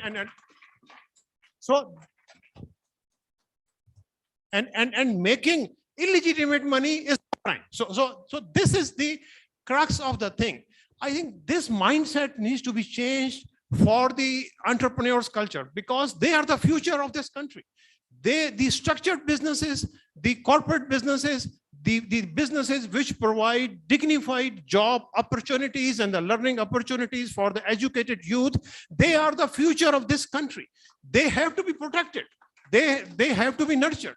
So with this, actually, we need to move forward with an open mind, open eyes. This is something that government and all our political leadership, they need to realize that this is the only thing through which Pakistan can develop and Pakistan cannot move forward. And in the end, I would say that, don't get disheartened. There's a lot of opportunities in Pakistan because there's too many difficulties. And of course, when there are too many difficulties, in every difficulty, there is an opportunity. And it is the job of the entrepreneurs to transform those difficulties into the opportunities. If mediocre people like me and so many others entrepreneurs can transform a 2-people company into a 2,300 people company, why not our smart youngsters can create thousands more companies like this? This is the future of Pakistan, my dear. So, sir, I would end and I would quote the Iqbal, and this is something that I think we need to realize. Nasha pila ke girana to sabko aata hai. Nasha pila ke girana to sabko aata hai. Maza to tab hai ke girton ko tham le saki.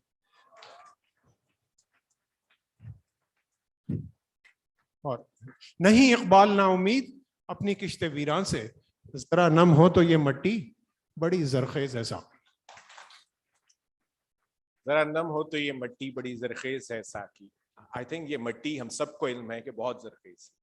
I think आज की ये discussion, and I have moderated many panels. but I can tell you, I have not moderated such a passionate panel before. Because the way they have been talking about is all about how we can make the things better. All what they are talking about, how we can collaborate better and how we can have consistent policies around to get and provide to the people of Pakistan what they are looking for. We all have a role in that play. The government has a role to provide that policies. We have the role to provide all this technology out over there for the people.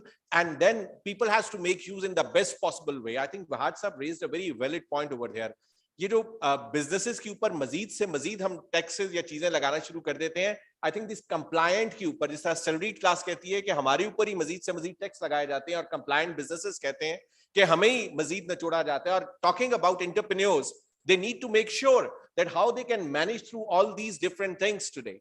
I think we have the great set of people with the great minds. The work they have lived their lives over here. They have tried to be as patriotic as we can be. And they have also provided with their experience today that how can they can work with the government of Pakistan with consistent policies. If I have to take out of this talk today, one thing that I will take about is consistency in the policies and the collaboration of the government with the telecom industry. I think these are the two important factors which we have to focus very much, because all other things that we are talking about are the byproducts of that discussion today.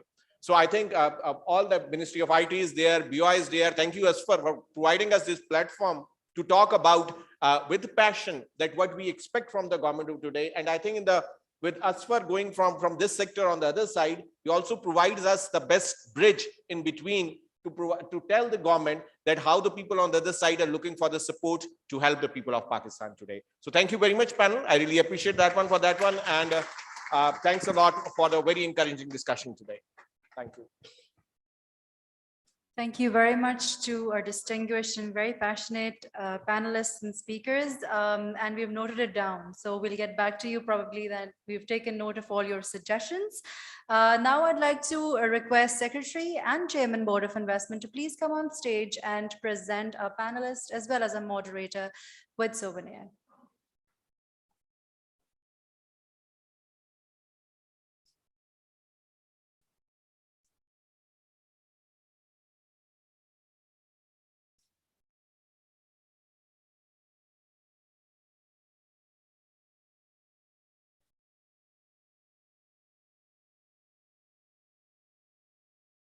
I will call out the names. Mr. Hatim Bamatra, President and Group CEO, PTCL Group. Mr. Saqib Ahmed, Country Managing Director, Pakistan and Afghanistan, SAP.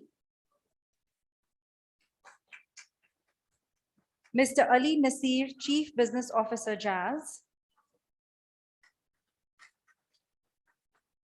Mr. Irfan Wahab Khan, CEO, Telenor Pakistan and Chairman, Telenor Bank, Pakistan. Mr. Wahad Siraj, CEO, Nairtel Limited.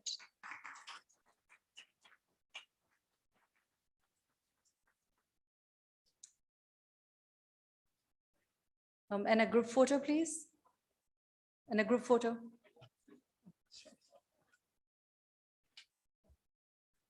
I'm one of the biggest advocates of women participation especially in the senior leadership. But I observed that there is no woman CEO in any telecom company. So please promote this concept also.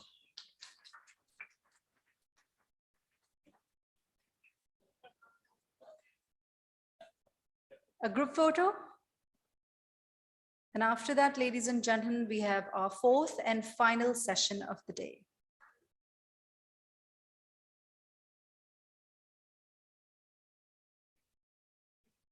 Ladies and gentlemen, to show your social media presence with the Board of Investment, please use our hashtags digital transformation and hashtag invest in Park Tech.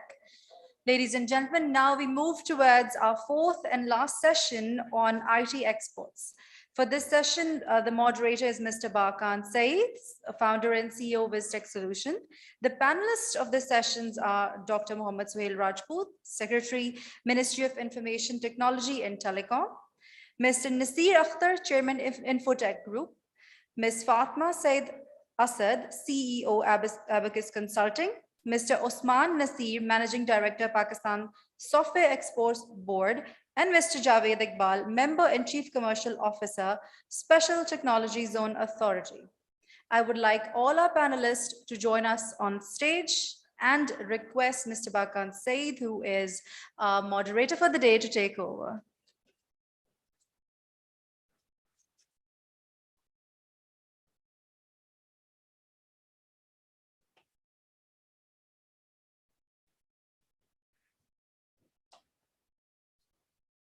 Ladies and gentlemen, please settle down so we can start the final round.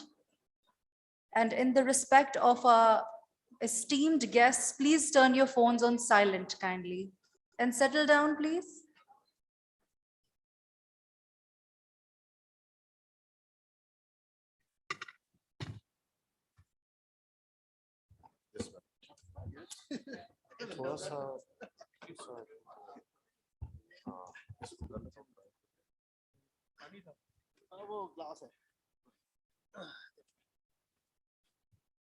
Assalamu alaikum. Much. We have, I think after the last very, we would need to have, we would need to up the game for IT sports, because IT sports, I think, is now, I am at least very, that IT sports is now being focused on by everyone. And I believe all of you are going to be very happy as well. So, IT sports, like we discussed in the morning, and I think everybody in the country realizes that IT sport is one of the sectors that is probably one of the biggest hope for Pakistan right now.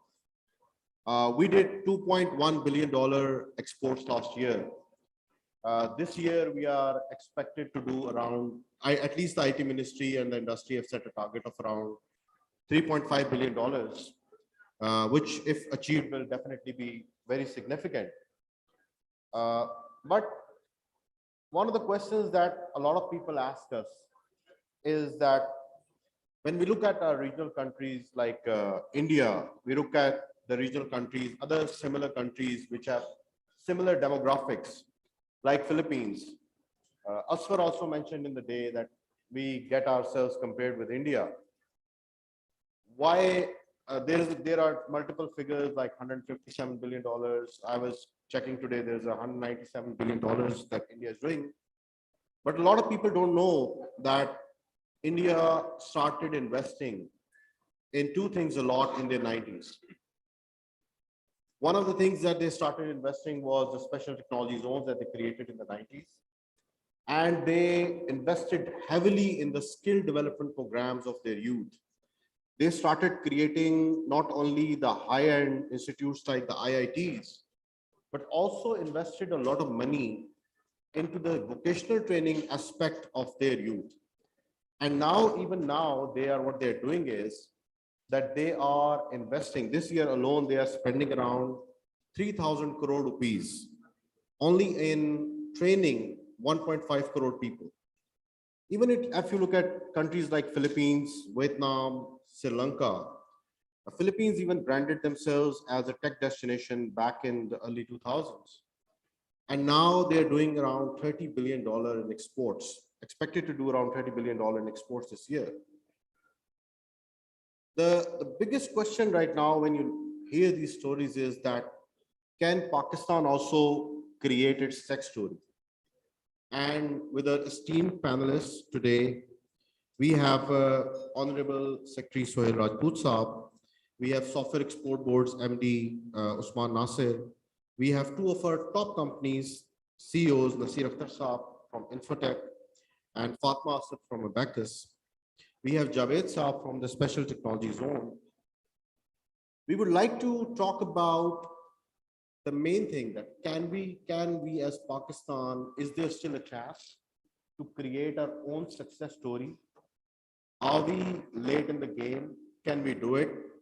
Asif earlier talked about in the day about that there is a huge demand after COVID, after work from home, that is arising in the global ecosystem. And the only thing that he definitely stressed a lot on, the human capital, that if we have the people, we can do it. So I would like to go on to all of you and hear your opinions on what you think. What is the biggest roadblock? What do we need to do to achieve 5, 10, 20, $30 billion, or even $100 billion for that matter? So my first question to you would be Suhail Rajput Saab, Honorable Secretary Saab, thank you very much for being here and giving us time. What is IT ministry? IT ministry definitely is very, very important and very, very important pillar, and it is very important that IT ministry is focusing now on the growth of this sector. I would like to hear from you, what is the IT ministry doing right now? What are the initiatives under your umbrella to achieve this growth? Over to you,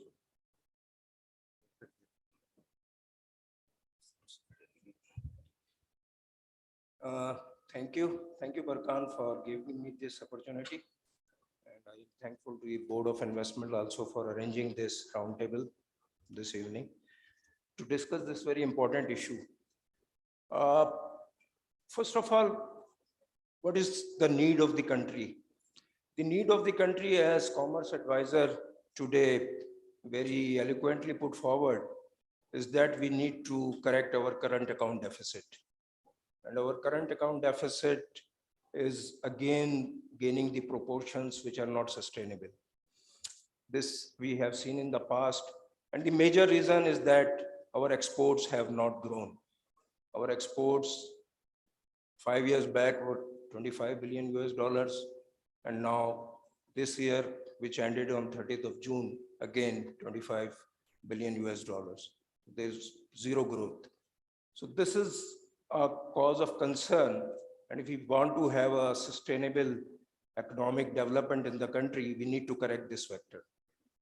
So having figured it out that exports are key to our economic stability, then we need to look at the sectors which can provide that growth in the exports. We have seen in the traditional sectors like textiles and leather and sports goods that the growth has not been that great despite the incentives given to those sectors.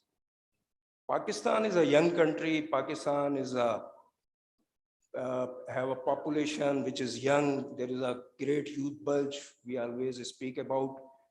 And this youth bulge, if we want to capitalize on this, I think we need to give them the skills and the training and the education to provide the growth that we need in our exports.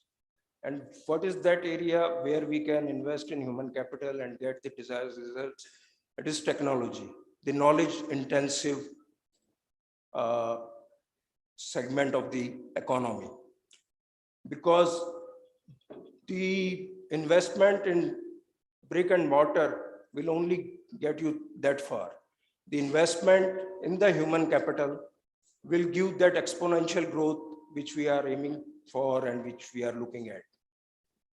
So this realization is there. You have rightly pointed out that Pakistan might have been late in acknowledging this factor. Our neighbors like India have realized it much earlier and they have leapt forward.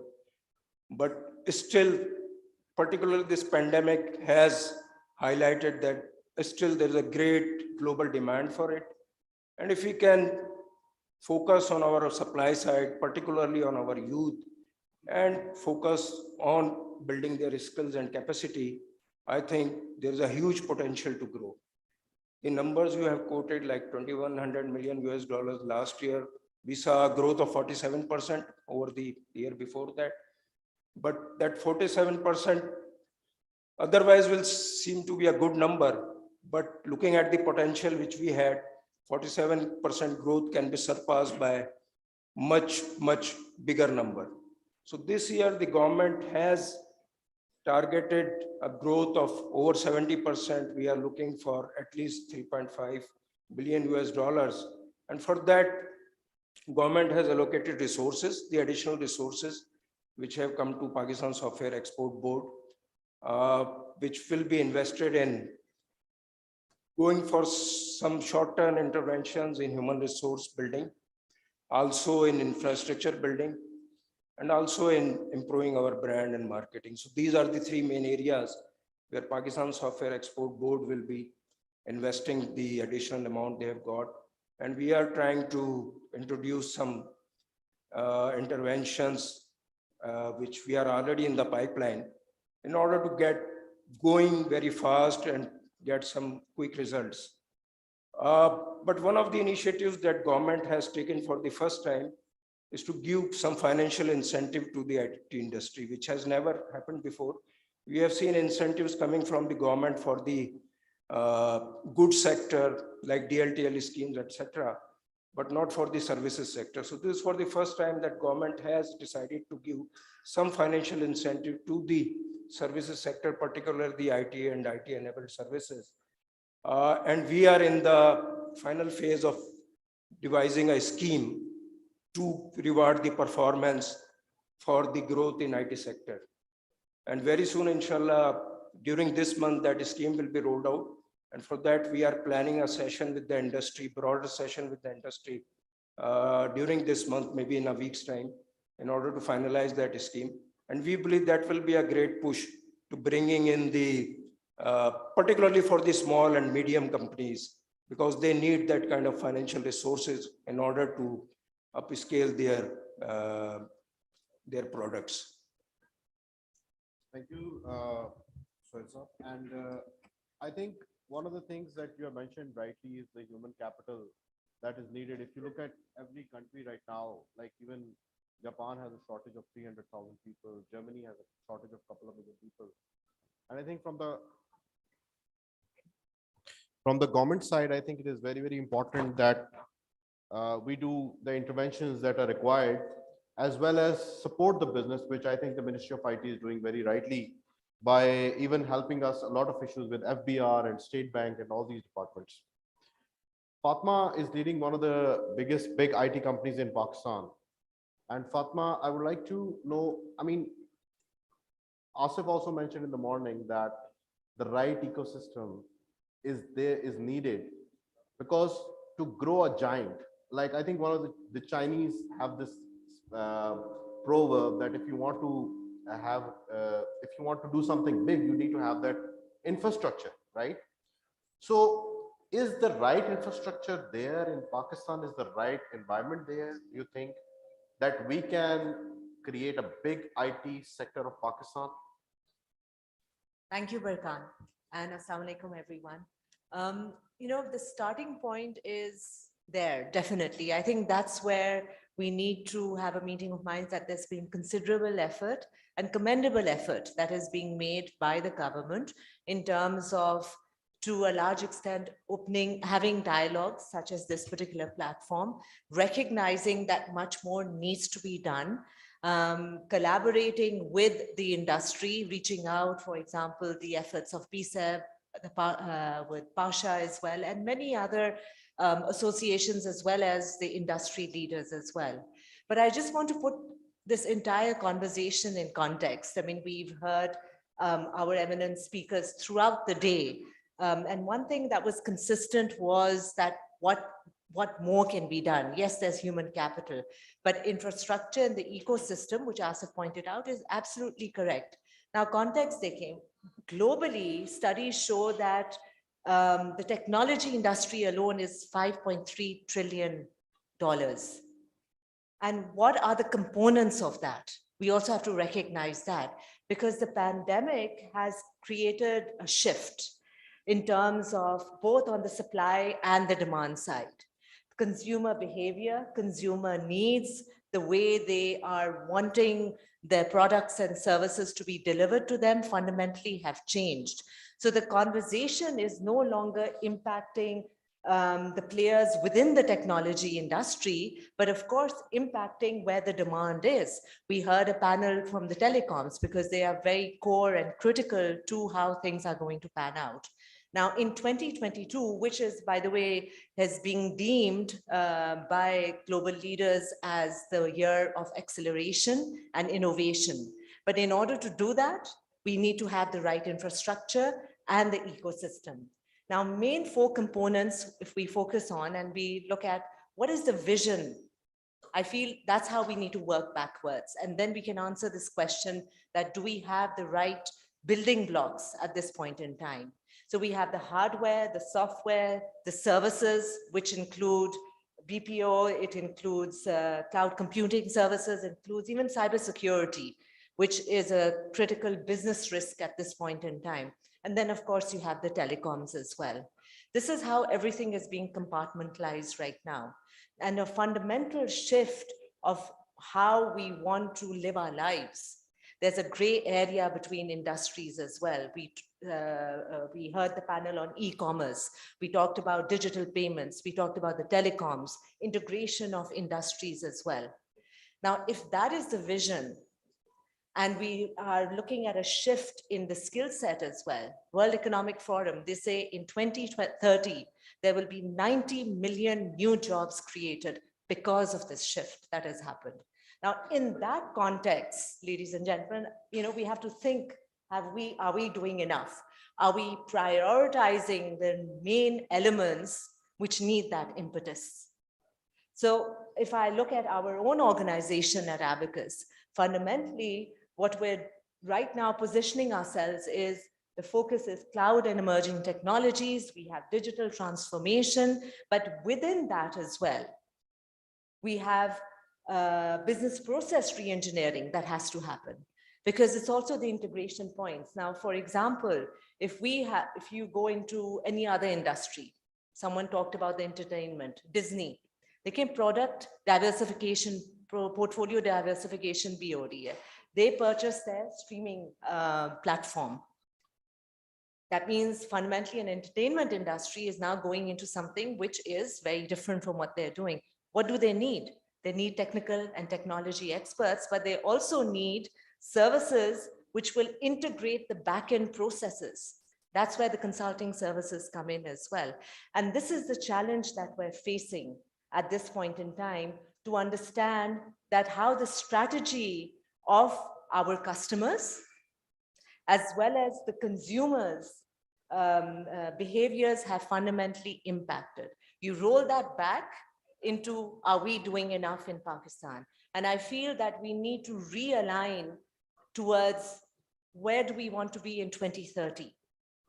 And then work backwards, not to say, yes, we have some remarkable examples. India ki aapne baat ki, definitely. They started, we're very behind the curve. Balki jo aapne technical institutes ki baat, 1960s, 1970s, the first IITs were set up. It's even before the telecom revolution came in. So we definitely have to work much more, but the key is collaboration with the government, with the associations and the business leaders who will be spearheading us into the future. So thank you very much. I think absolutely agreed. I think the vision is very important.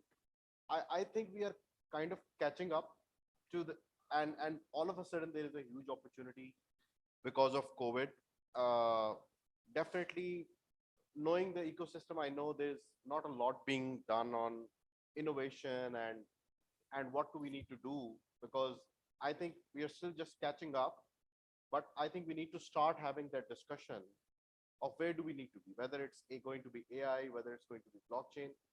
I mean, I look at the ecosystem and I don't even see our companies having their own intellectual property, even their own made in Pakistan products. Innovation, I mean, the building blocks, the people are not there, the products are not there, and innovation is right here. So definitely that is a discussion that needs to happen, that what should be our vision and how should we look at the future and make our vision and appropriately. So Nasir Saab, what in your view, Nasir Saab is a senior industry veteran, our senior, and Nasir Saab is running a company in Pakistan, one of the big tech companies, Infotech, doing a lot of local government work, a lot of exports as well. Nasir Saab, what do you think is the biggest stumbling block for our sector to grow? I know you have been very vocal on groups, and I would like to hear with that same passion for the audience what you keep telling us on the groups and everywhere. Over to you, sir. Thank you, Barkan. Yeah, you said I'm vocal. People call me critic, but I'm actually a realist because you see, exports is essentially a centuries old thing where we buy or make something and to sell it. I mean, in domestic, we call it selling, trading, and when we do it cross-border, we call it export. Now, there are only two things in this whole equation. One is your capacity to produce something, and you need to have customer to sell to. There's nothing else. So we are lucky that in our sector, the demand side is so huge that we don't have to worry about that side. All what we need to worry about are capacity. And what are 3 or 4 fundamentals which can actually fulfill our dream of exporting 5, 10, 15, 20 billion? So I will just give you a priority. First of all, we need to reword potential. You know, I'm almost close to hating this word because 50 years ago in my 5th grade, I have been reading in textbooks that we have a huge potential. We have copper, we have gold in Balochistan, we have gas reserves and all that. Those are still there, but we haven't been able to dig it. We haven't been able to raise the resources to dig it. Similar is the case in our industry. Our raw material grows in universities and schools. Comparing IITs and our universities, I can tell you in 70s and 80s, UET, NED were the champions to produce talent which used to straight away land in California, and they used to make waves over there. However, what we didn't do is we never thought of scaling them out. And with the result that not only that they could grow, but they essentially are shrinking. So the raw material, which is, I mean, more or less 80% of the input in IT services is, I mean, simply not enough to fulfill our dreams. I'll give you 2, 3 relevant examples. In textile, the yield for one person's individual's services input is about $800. In IT freelancing world, it's close to about $5,000 a year yield. You graduate to BPO kind of business, the yield goes to around $15,000 a year per person.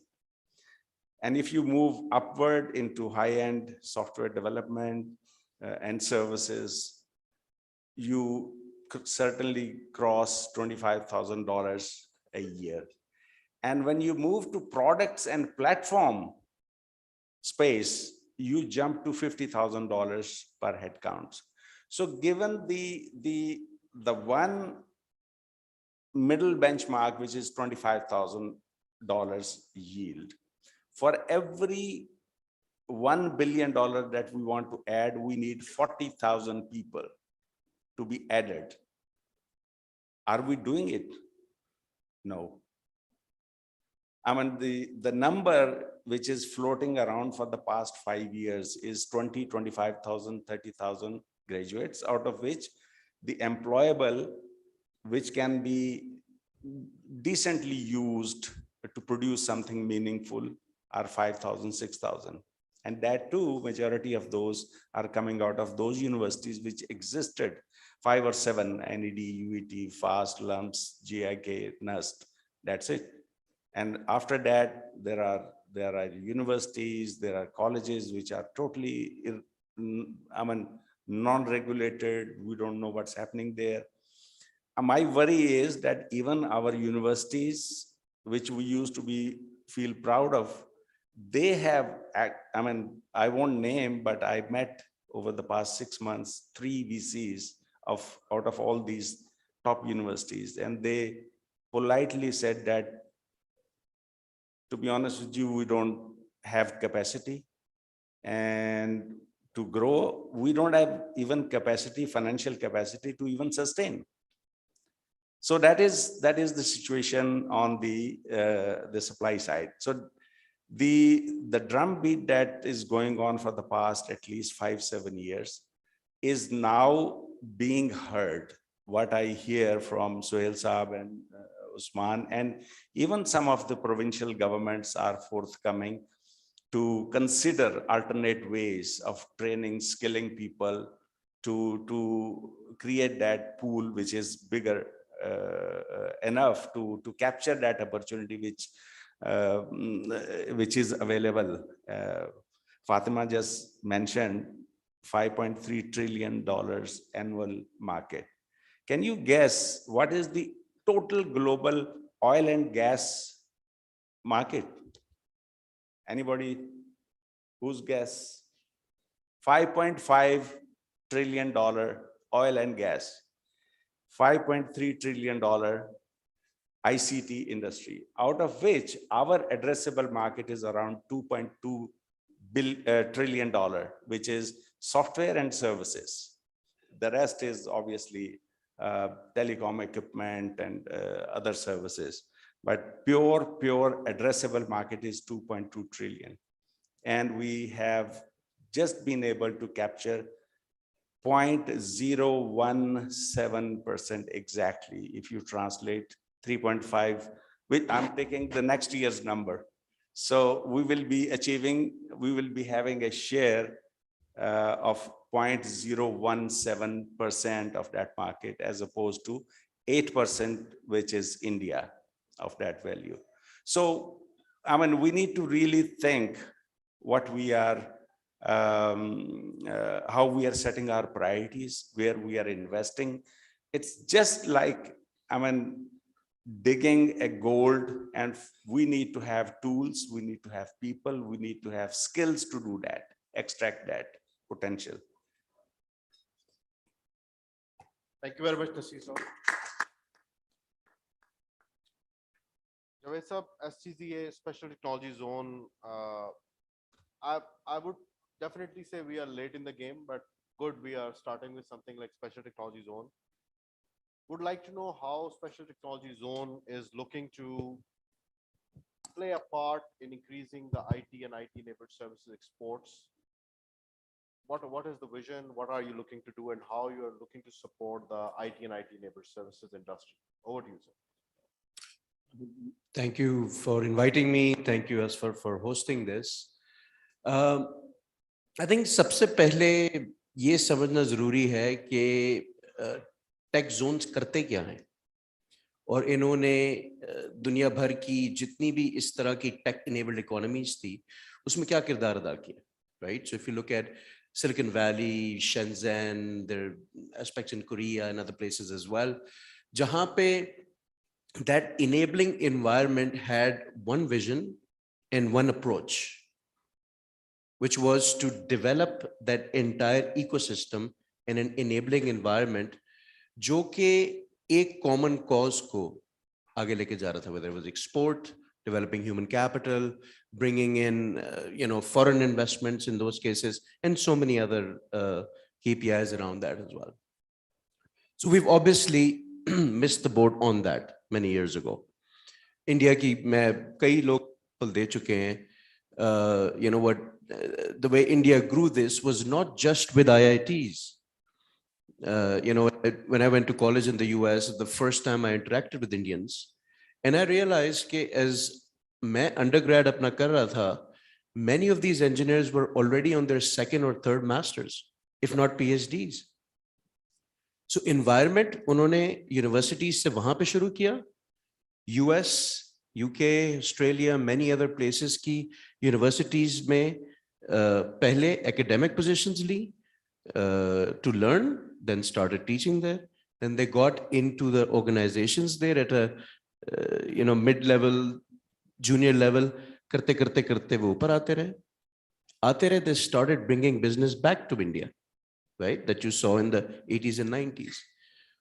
और ये जो cycle बनना शुरू हुआ है, जिसके वो benefits अब reap कर रहे हैं, it's a fantastic story how they've developed it as well.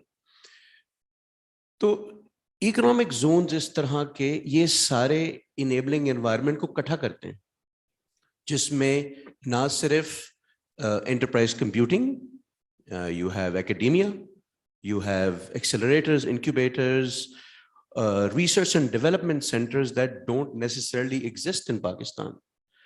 तो an environment जिसमें वो common cause वाले लोग जब interact करते हैं,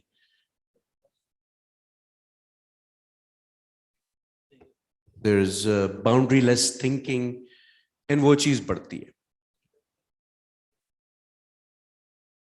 इसका mic वो बैटरी कम है.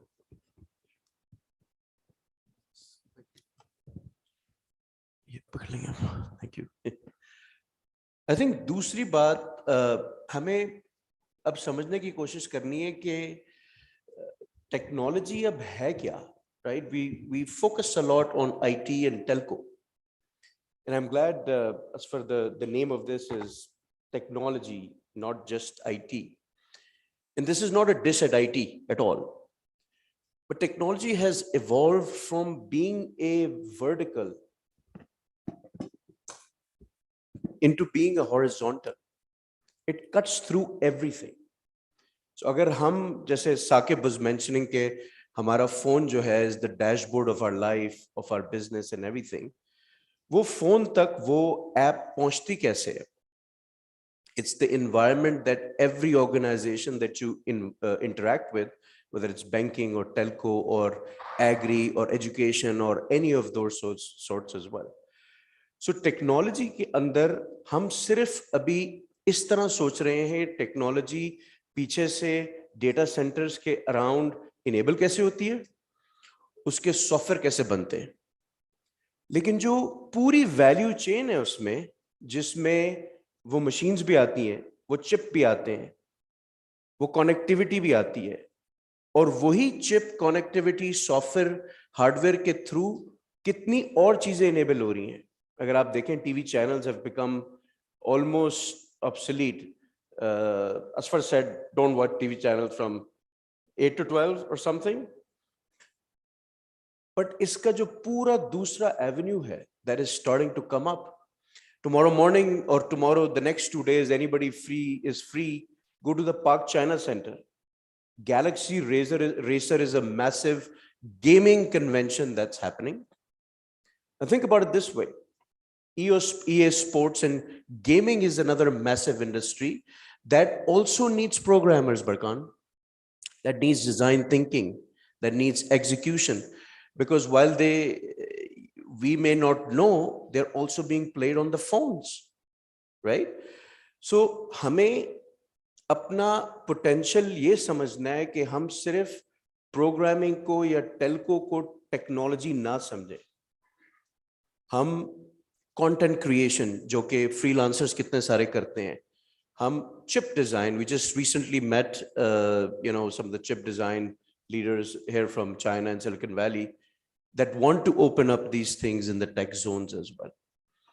So technology zone, coming back to your original question with the context that I gave, का मकसद ये है कि इस तरह के जितने मुतफर्रिक businesses पाकिस्तान में आना चाहते हैं, उनको किस तरह facilitate किया जाए, उस zone के अंदर उस तरह के makeshift environments and buildings create किए जाएं जो कि सिर्फ tech enabled services को house कर सकें, और यहाँ से ना सिर्फ human development enable कर सके, to many of your points, but also start exporting things.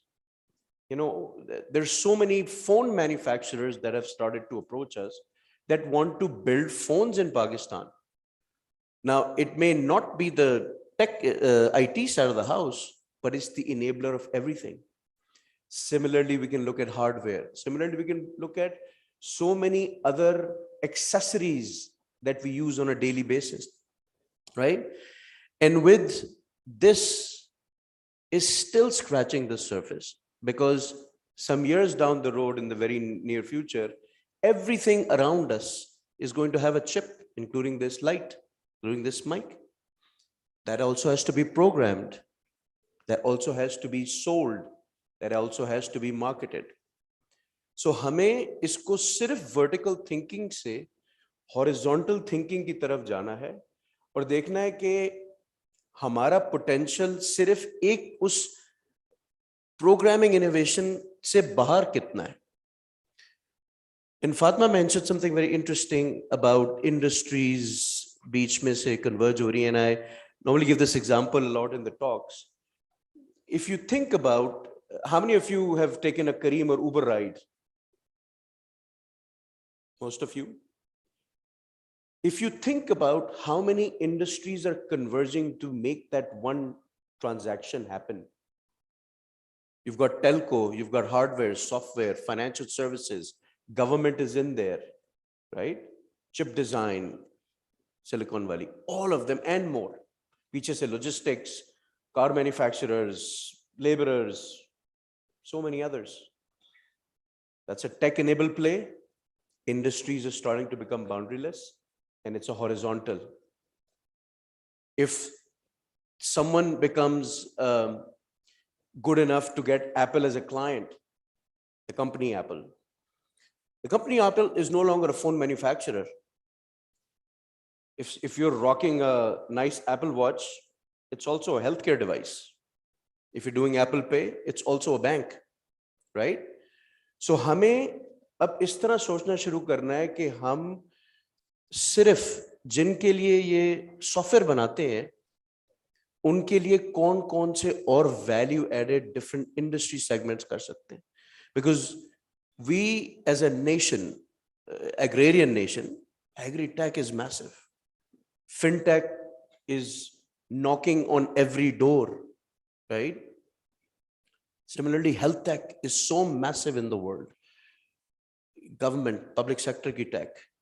In health tech, every person around the world, especially post-COVID, now has some sort of a data-enabled piece around their body. This was missing. They were learning you through your phones, habits seek rahe the, but they couldn't tie the DNA piece as well. Now with repeated COVID testing, anyone who's been on a plane in the last year, they've got that as well. So हमें सिर्फ zone को देखना है कि वो enable कैसे कर सकता है. And zones are giving two types of major licenses. One is a zone enterprise and one is a zone developer. And anybody who wants to start having this conversation about tech-enabled anything is very welcome to apply, is very welcome to engage. But I would encourage you, just as Saqib said in the last panel as well, to start thinking across the board. And as Razak Daud Saab said, dream big around this. Because jo pie ka aapne zikr kiya, 2.5 trillion, 2.2 trillion ka, jo hum abhi dekh rahe hain that we could be part of. I think we're part of the 5.3. If we start to think and align in those ways as well. So that's my long-winded answer to a very short question of yours. Thank you very much. I think it's a great vision, and I think we need to definitely dream big. But I sometimes, as a country, become skeptical when we say dream big, because what happens is that we say chip manufacturing, but we don't have the talent to do chip manufacturing. We say mobile manufacturing, and the only exports that we don't. I mean, it's good that we should focus, but you look at China, they have the entire ecosystem, the entire value chain. We unfortunately, in the last 10 years, the only sector that has performed is IT and IT labor service. Not saying that we should not dream big, but would just like you to touch upon slightly, because we are above time, but how do you think that ecosystem shortage, how are we going to compete if we go into that race? How are we going to compete with established players like China, with the supply chain that they have, with the trade facilities that they have? You know, Barkan, the funny part is that we don't have to. There is enough shortage in the world to accommodate anything and everything. A friend of mine was telling me that he got a call from a friend in India who said कि मुझे across the board any type of hardware, software वाले लोग नहीं मिल रहे हैं. I'm even open to doing it from Pakistan. So the idea is not just going and competing. The idea is to, जैसे मैंने समझाया ना कि अगर हम इसको horizontally देखें, तो we're not just looking at one sliver. And India, China, all the other big ones, US, they started somewhere. And someone said earlier that this is an excellent way to leapfrog, because your numbers that were presented by, I think the secretary in the morning, suggested that, or earlier in the day, sorry, not the morning, suggested that opportunity of linkages kitni badi hai. Think about the number of smartphones that are out there, connectivity that's out there, and think about 135 million millennials, younger lot. आपके 230 में से तकरीबन 100 के अलावा सारे are up for grabs in some way, shape or form. I know उस पे बहुत बात करते हैं बरकान, but हमने इनको enabling environment भी नहीं provide की. और मैं एक और चीज ऐड करूंगा, थोड़ा सा इख्तलाफ करूंगा, हमारे कुछ दोस्त यहाँ बैठे हुए हैं जो कि SAP और Oracle और इन IBMs को represent करते हैं. They all have been coming here for the last 40, 30, 20 years, selling us software and taking the money out. We have not given them an environment to build research and development facilities here. And that's the hard conversation that I'll be having with Saqib next week and others like that. I saw Malik Saab wo bhag gaye mera khayal hai. Made in Pakistan companies bana ke in sare executives ko track karna padega. So नहीं, but again, मैं point बरकान सिर्फ ये है कि सिर्फ think big नहीं, हमें think differently करना है, क्योंकि हम already पीछे हैं. जो पीछे होता है ना, if you're already behind in the race, you're not just going to run and catch up to them. But the good thing is कि race अब हर direction में जा रही है, और हर direction में there is so much need, और वो need सिर्फ बढ़ रही है. So that's my answer to Thank that. you very I much. hope that answers it. Yes. Usman, Pakistan Software Export Board, you are heading Pakistan Software Export Board. एक चीज जो I feel as a Pakistani is that we have been very poor marketers of ourselves. True. Not only in the IT industry, overall as a nation as well. Abhi bhi you think of Pakistan, probably you would think Pahad and all of those things, but nowhere in the global landscape or imagery of Pakistan, you would see the young people of Pakistan, the branding of Pakistan as a tech destination. Even in our regional country, small country, our friendly country like Sri Lanka, we use their report to quote that we are the most financially attractive in the region, because they in 2019 started branding them as a tech destination. So we are nowhere in McKinsey's, Gartner's, AT Kearney's. We are nowhere on the media. Probably you search IT industry on YouTube, you'll probably not find anything. So your job, and definitely when our customers come to Pakistan and they visit us and they stay with us for a while, they not only love our food, which is alhamdulillah very good, they also say that I am having the same conversations that I do anywhere in any tech hub of the world, and why is this not known to the world? So your job as the Software Export Board MD is to brand Pakistan. So I would like to know, what are you doing? Will we be able to see Pakistan on the global technology map in the next 2-3 years? Over to you, sponsor. Thank you. Thank you, Pradhan. When I joined in, and I realized that Pakistan Software Export Board is a very shiny, gimmicky sort of a role in being the managing director of it. And I immediately realized that, is it better now? Great. Okay. Okay. So I then immediately realized that despite of all the allure, nobody been able to convert that into some results. And all this while we saw incredible India, we saw Malaysia, truly Asia, we've never been able to associate Pakistan with anything. Most of it is the paradigm. We were in a war paradigm for the past 40 years. For the very first time, we are getting out of it.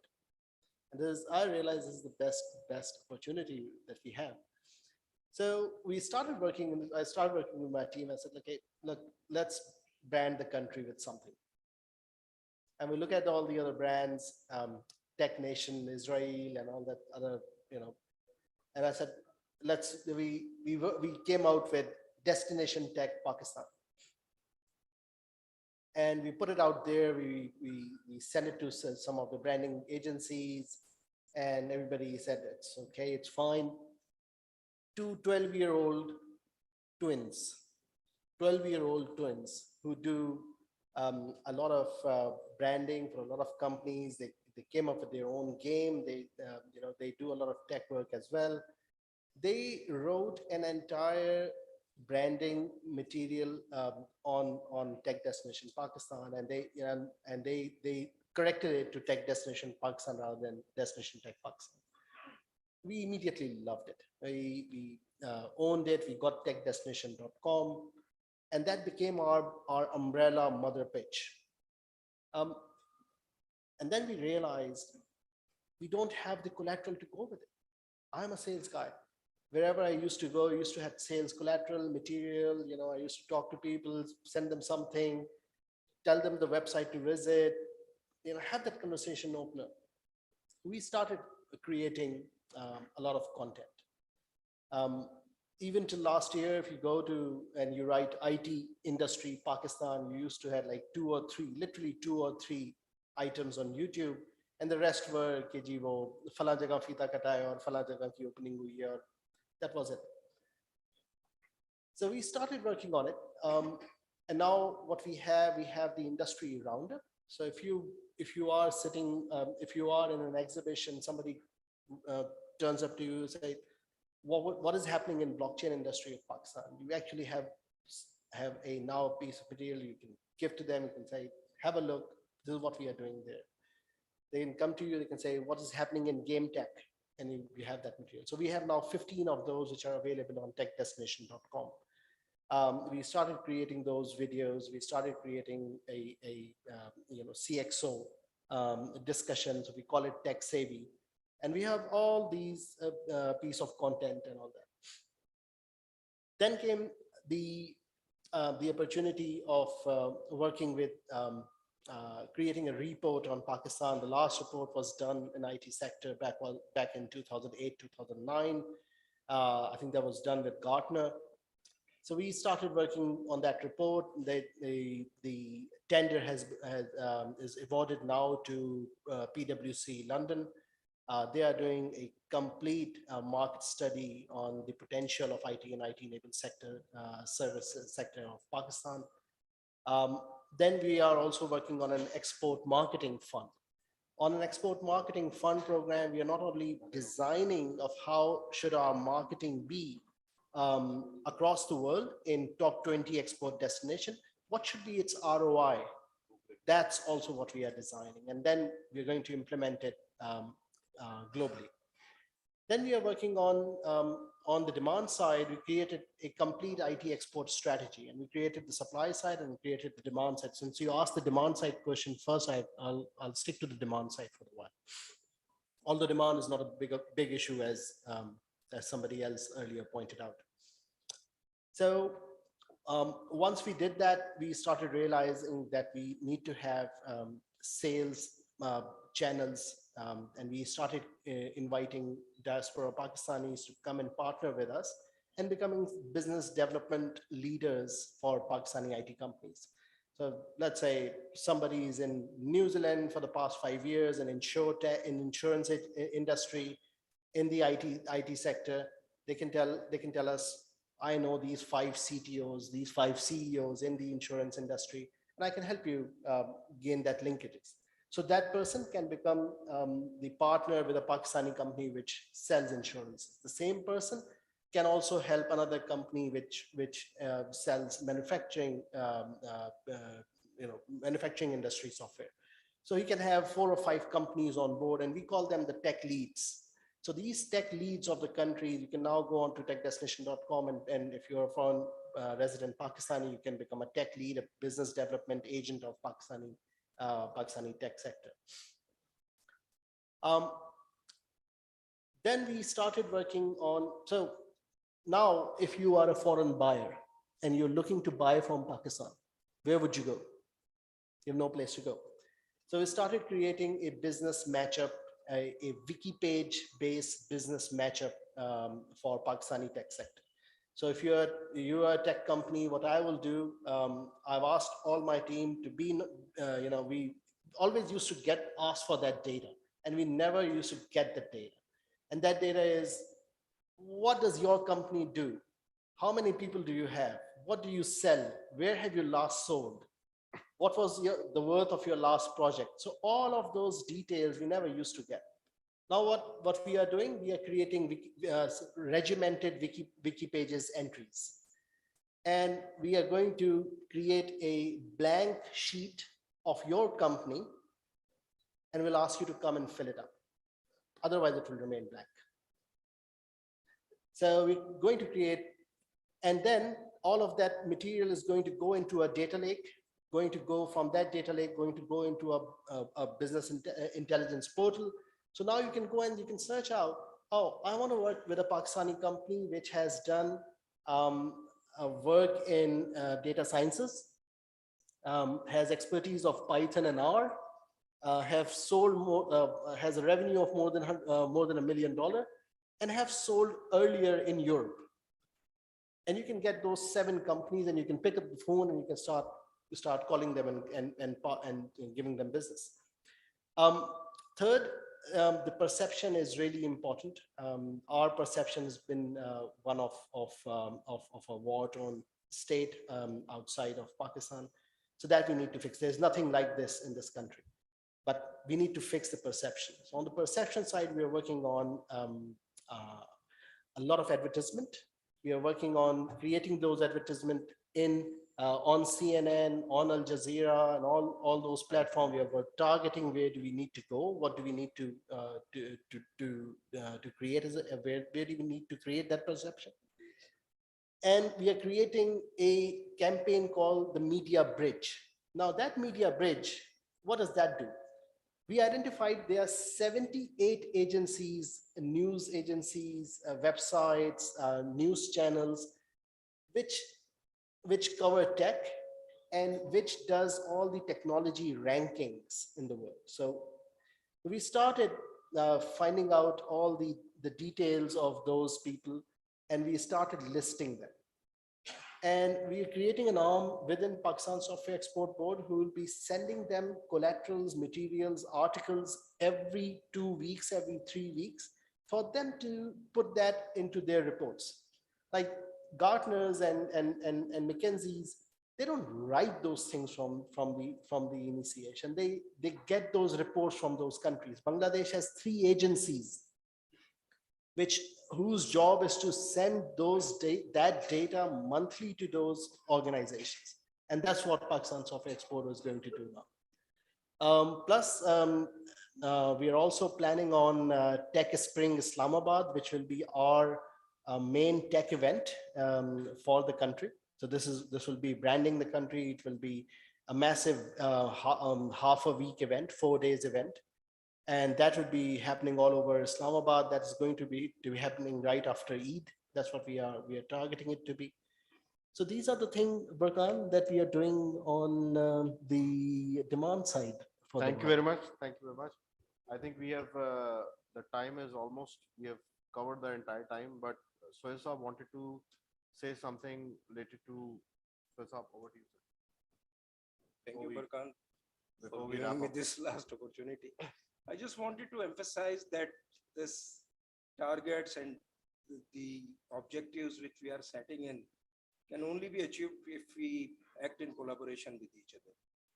और उसमें देखें एक collaboration है जिसमें हम कोशिश कर रहे हैं मिनिस्ट्री ऑफ आईटी पर्टिकुलरली के गवर्नमेंट, इंडस्ट्री और एकेडमिया इन तीनों को एक पेज पे लाया जाए और सप्लाई साइड के जो इश्यूज हैं और उसको किस तरह से एड्रेस किया जाए। फिर जब आप गवर्नमेंट की बात करते हैं, गवर्नमेंट में देयर आर मल्टीपल एजेंसीज और जनरली जो कल्चर है वो ये है कि we like to work in silos, we don't work to collaborate. Government की कैपेसिटी की हम बहुत बात करते हैं, बट गवर्नमेंट में कैपेसिटी का इतना इशू नहीं है जितना इशू ये है कि government is a big animal और उसको एक मोनोलिथ की तरह एक्ट करने में बहुत मसला है और वो इनएफिशिएंसीज हैं। उसके लिए जो मिनिस्ट्री ऑफ आईटी ने अभी लेटेस्ट ये किया है कि हमने इनिशिएट किया की स्टेक होल्डर्स के साथ इंडस्ट्री का इंटरेक्शन, जो एफबीआर के साथ हमने कराची में, लाहौर में और अभी कल इस्लामाबाद में सेशन किया, ताकि एफबीआर और इंडस्ट्री के साथ बैठ के टैक्स रिलेटेड जो इश्यूज हैं उसको किस तरह से एड्रेस कर सकते हैं। सिमिलरली फॉरेन एक्सचेंज रिजीम की बहुत बात हुई है कि मुल्क में कैपिटल इनफ्लो आउटफ्लो के जो इश्यूज हैं, तो स्टेट बैंक के साथ we have try to create a partnership between the ministry, State Bank and the industry. तो मेरे ख्याल सब में बड़ा चैलेंज है ये, अगर हम एक वेल ऑयल्ड मशीनरी की तरह एक्ट करना शुरू करें और ये सारे स्टेक होल्डर्स एक दूसरे के साथ कंफर्ट फील करें एक्ट करने में, तब तो ये प्रॉब्लम हल हो सकते हैं। वरना ये जो इश्यूज हैं ये उसके बगैर रिजॉल्व नहीं होंगे। Just to end this conversation, जुदा जब तक तेरी जुल्फों से पेचो खम नहीं होंगे, जुदा जब तक तेरी जुल्फों से पेचो खम नहीं होंगे, सितम दुनिया में बढ़ते ही रहेंगे, कम नहीं होंगे। क्या बात। Thank you. Such a, thank you, Sohail Saab. Such a great thought to end the note, today's note on. Fatma, आप भी कुछ कहना चाह रही हैं? Sir. Sorry, Just- I don't want to, I know okay, everyone is keen on, what the final remarks are. But I just want to mention two things, because this is just linking up and perhaps concluding the very interesting insights that we've heard at this panel. Okay, in terms of, yes, the SPCA plays a very significant role. That's a model that India has been successful in. But one of the things I'd like to suggest from an export perspective is कि जब आप duty free या tax free incentives देते हैं, that has to be very fluid. But another scheme, an incentive scheme that is on top of it, which India did was, is कि, for example, if you're importing, let's say, a certain amount, the export is double. So the greater you have, like you can import that, but on the condition जो आप export करेंगे वो उसकी double value होगी. And that is also something that worked very well for them as well. Secondly, in terms of the human capital, देखिए हमारी जो population है, previous panels have also mentioned that, Razak Saab also mentioned that, the future.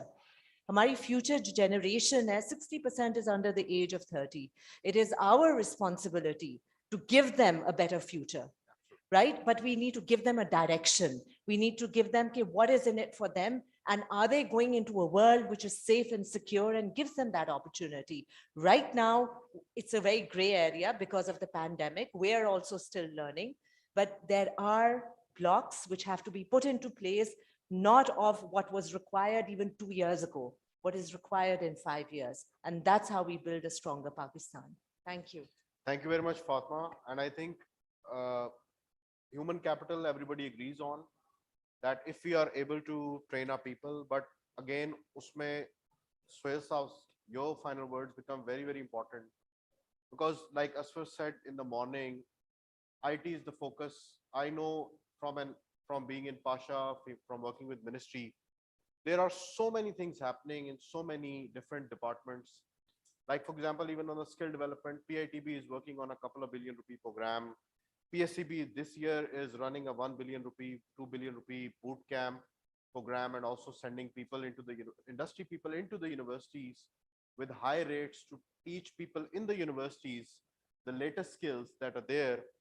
There is a 2-year degree that is happening. There is HEC that is trying to do a lot of work. But I think if we can break the silos, we can work together as a team to work on this. A lot can be achieved. So there is no duplicacy, and we probably can work together on a common vision. I think probably one thing that I can tell for sure, that we as a nation probably have not yet decided what is our vision, where we want to go. We are still just trying to catch up.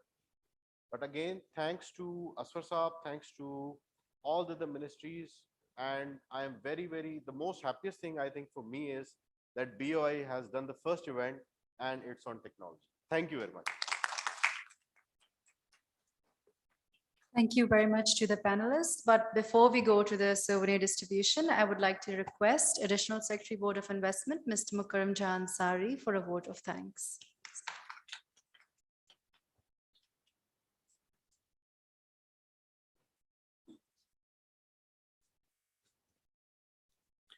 Bismillah ar-Rahman ar-Rahim.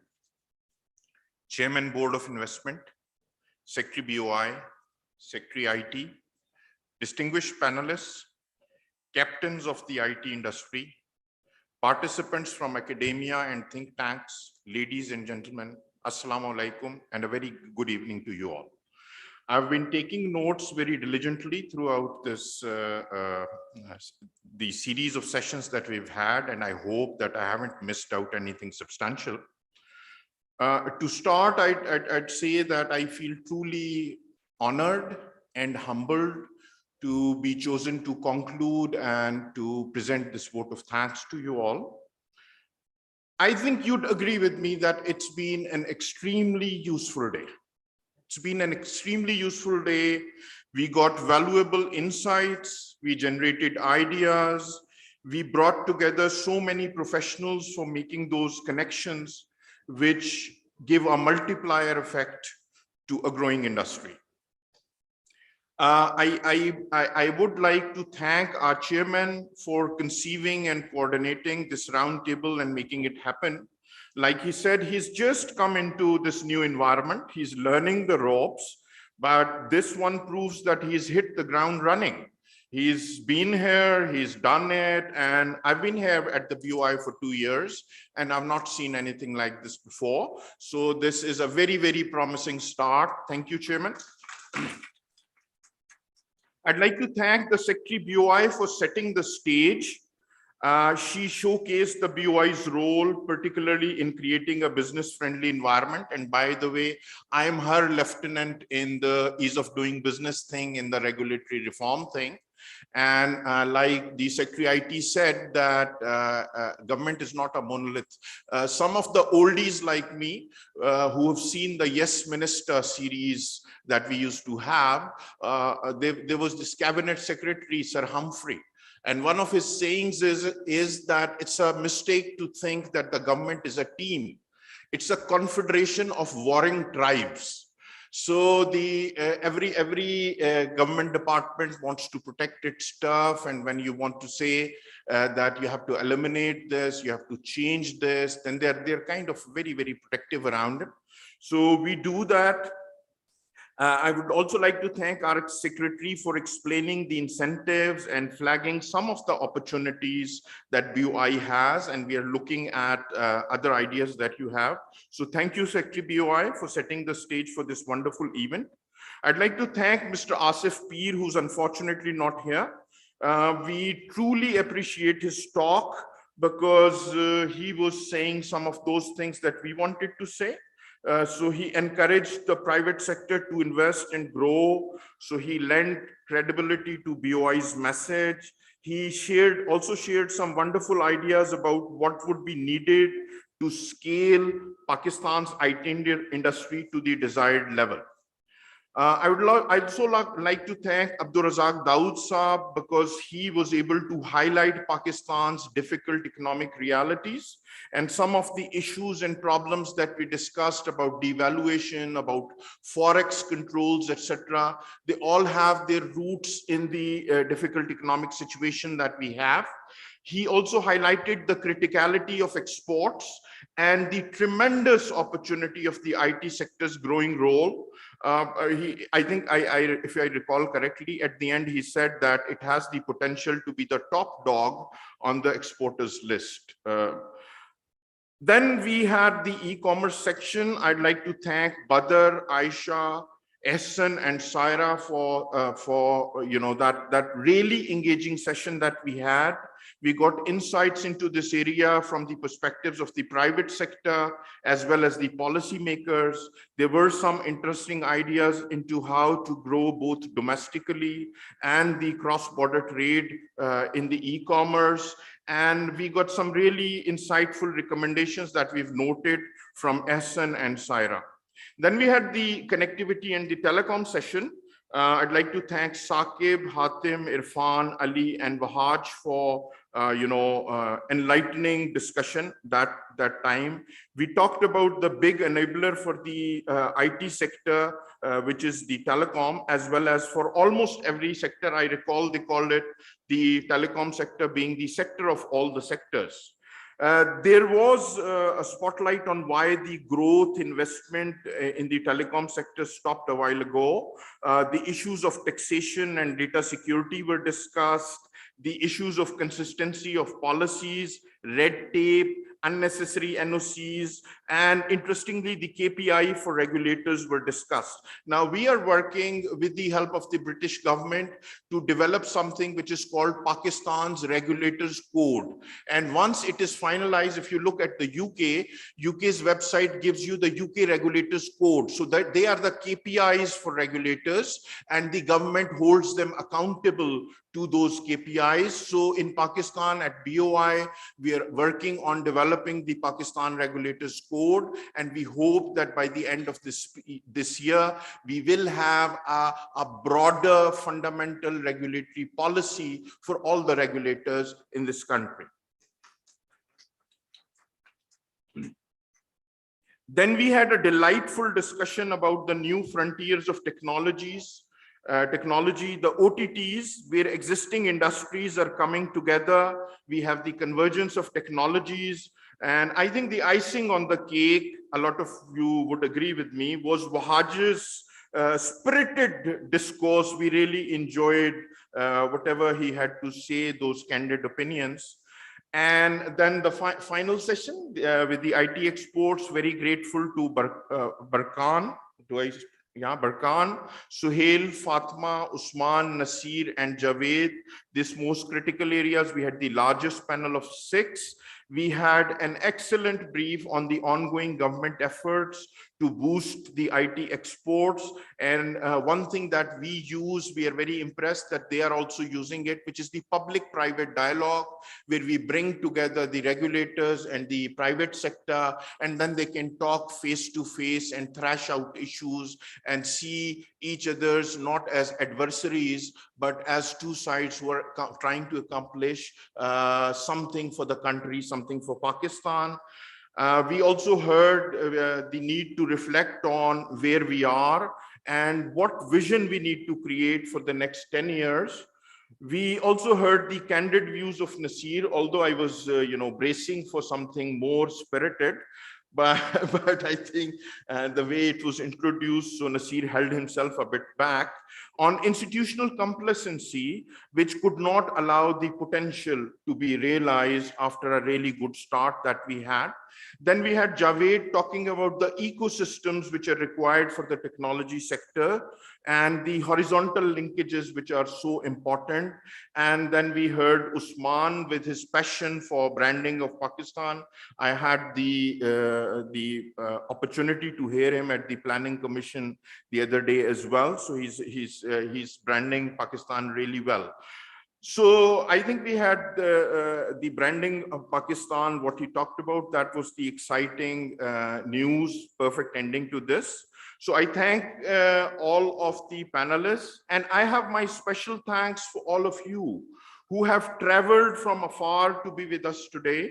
I thank you. I thank the partners of BOI in today's roundtable from the public sector, Ministry of Information Technology, Pakistan Software Export Board, Special Technology Zone Authority, Pasha, and the private sector, so many companies.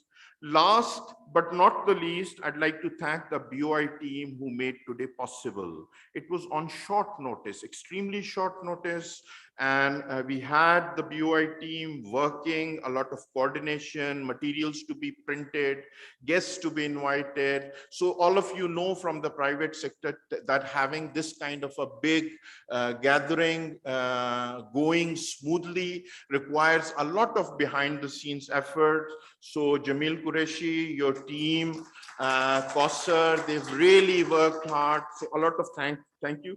So I wish you all a great weekend and enjoy yourself, and also use technology to connect with your relatives and friends, use technology to shop, use technology to watch movies and whatever you like doing. Thank you very much. Have a great weekend once again. So ladies and gentlemen, just the final round. This is for the final session and its souvenirs. And I'd like to call on stage Secretary and Chairman Board of Investment to present the souvenirs to the moderator, panelist, and additional secretary. I'll call out the names, starting with Mr. Bakan Saeed.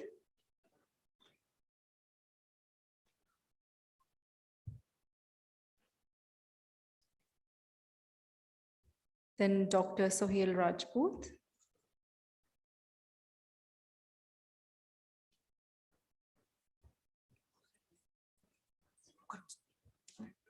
Then Mr. Nasir Akhtar.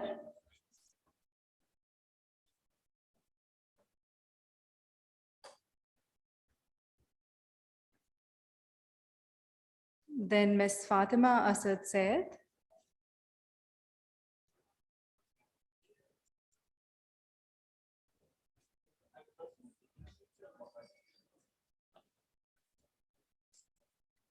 Mr. Usman Nasir.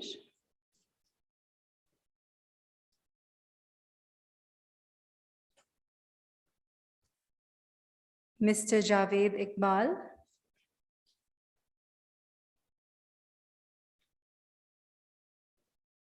And Mr. Mukarram Jha Ansari.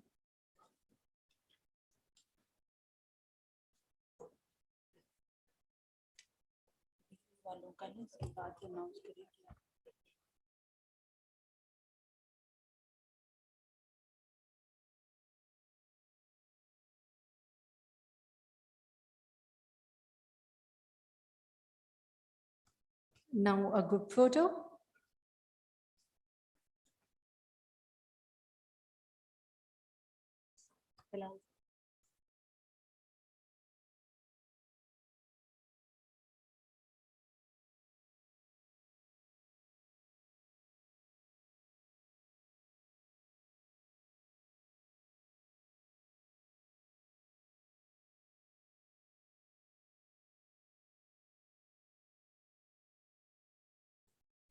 Thank you very much, everyone from the Board of Investment. And ladies and gentlemen, the dinner is served right outside the hall. Thank you very much.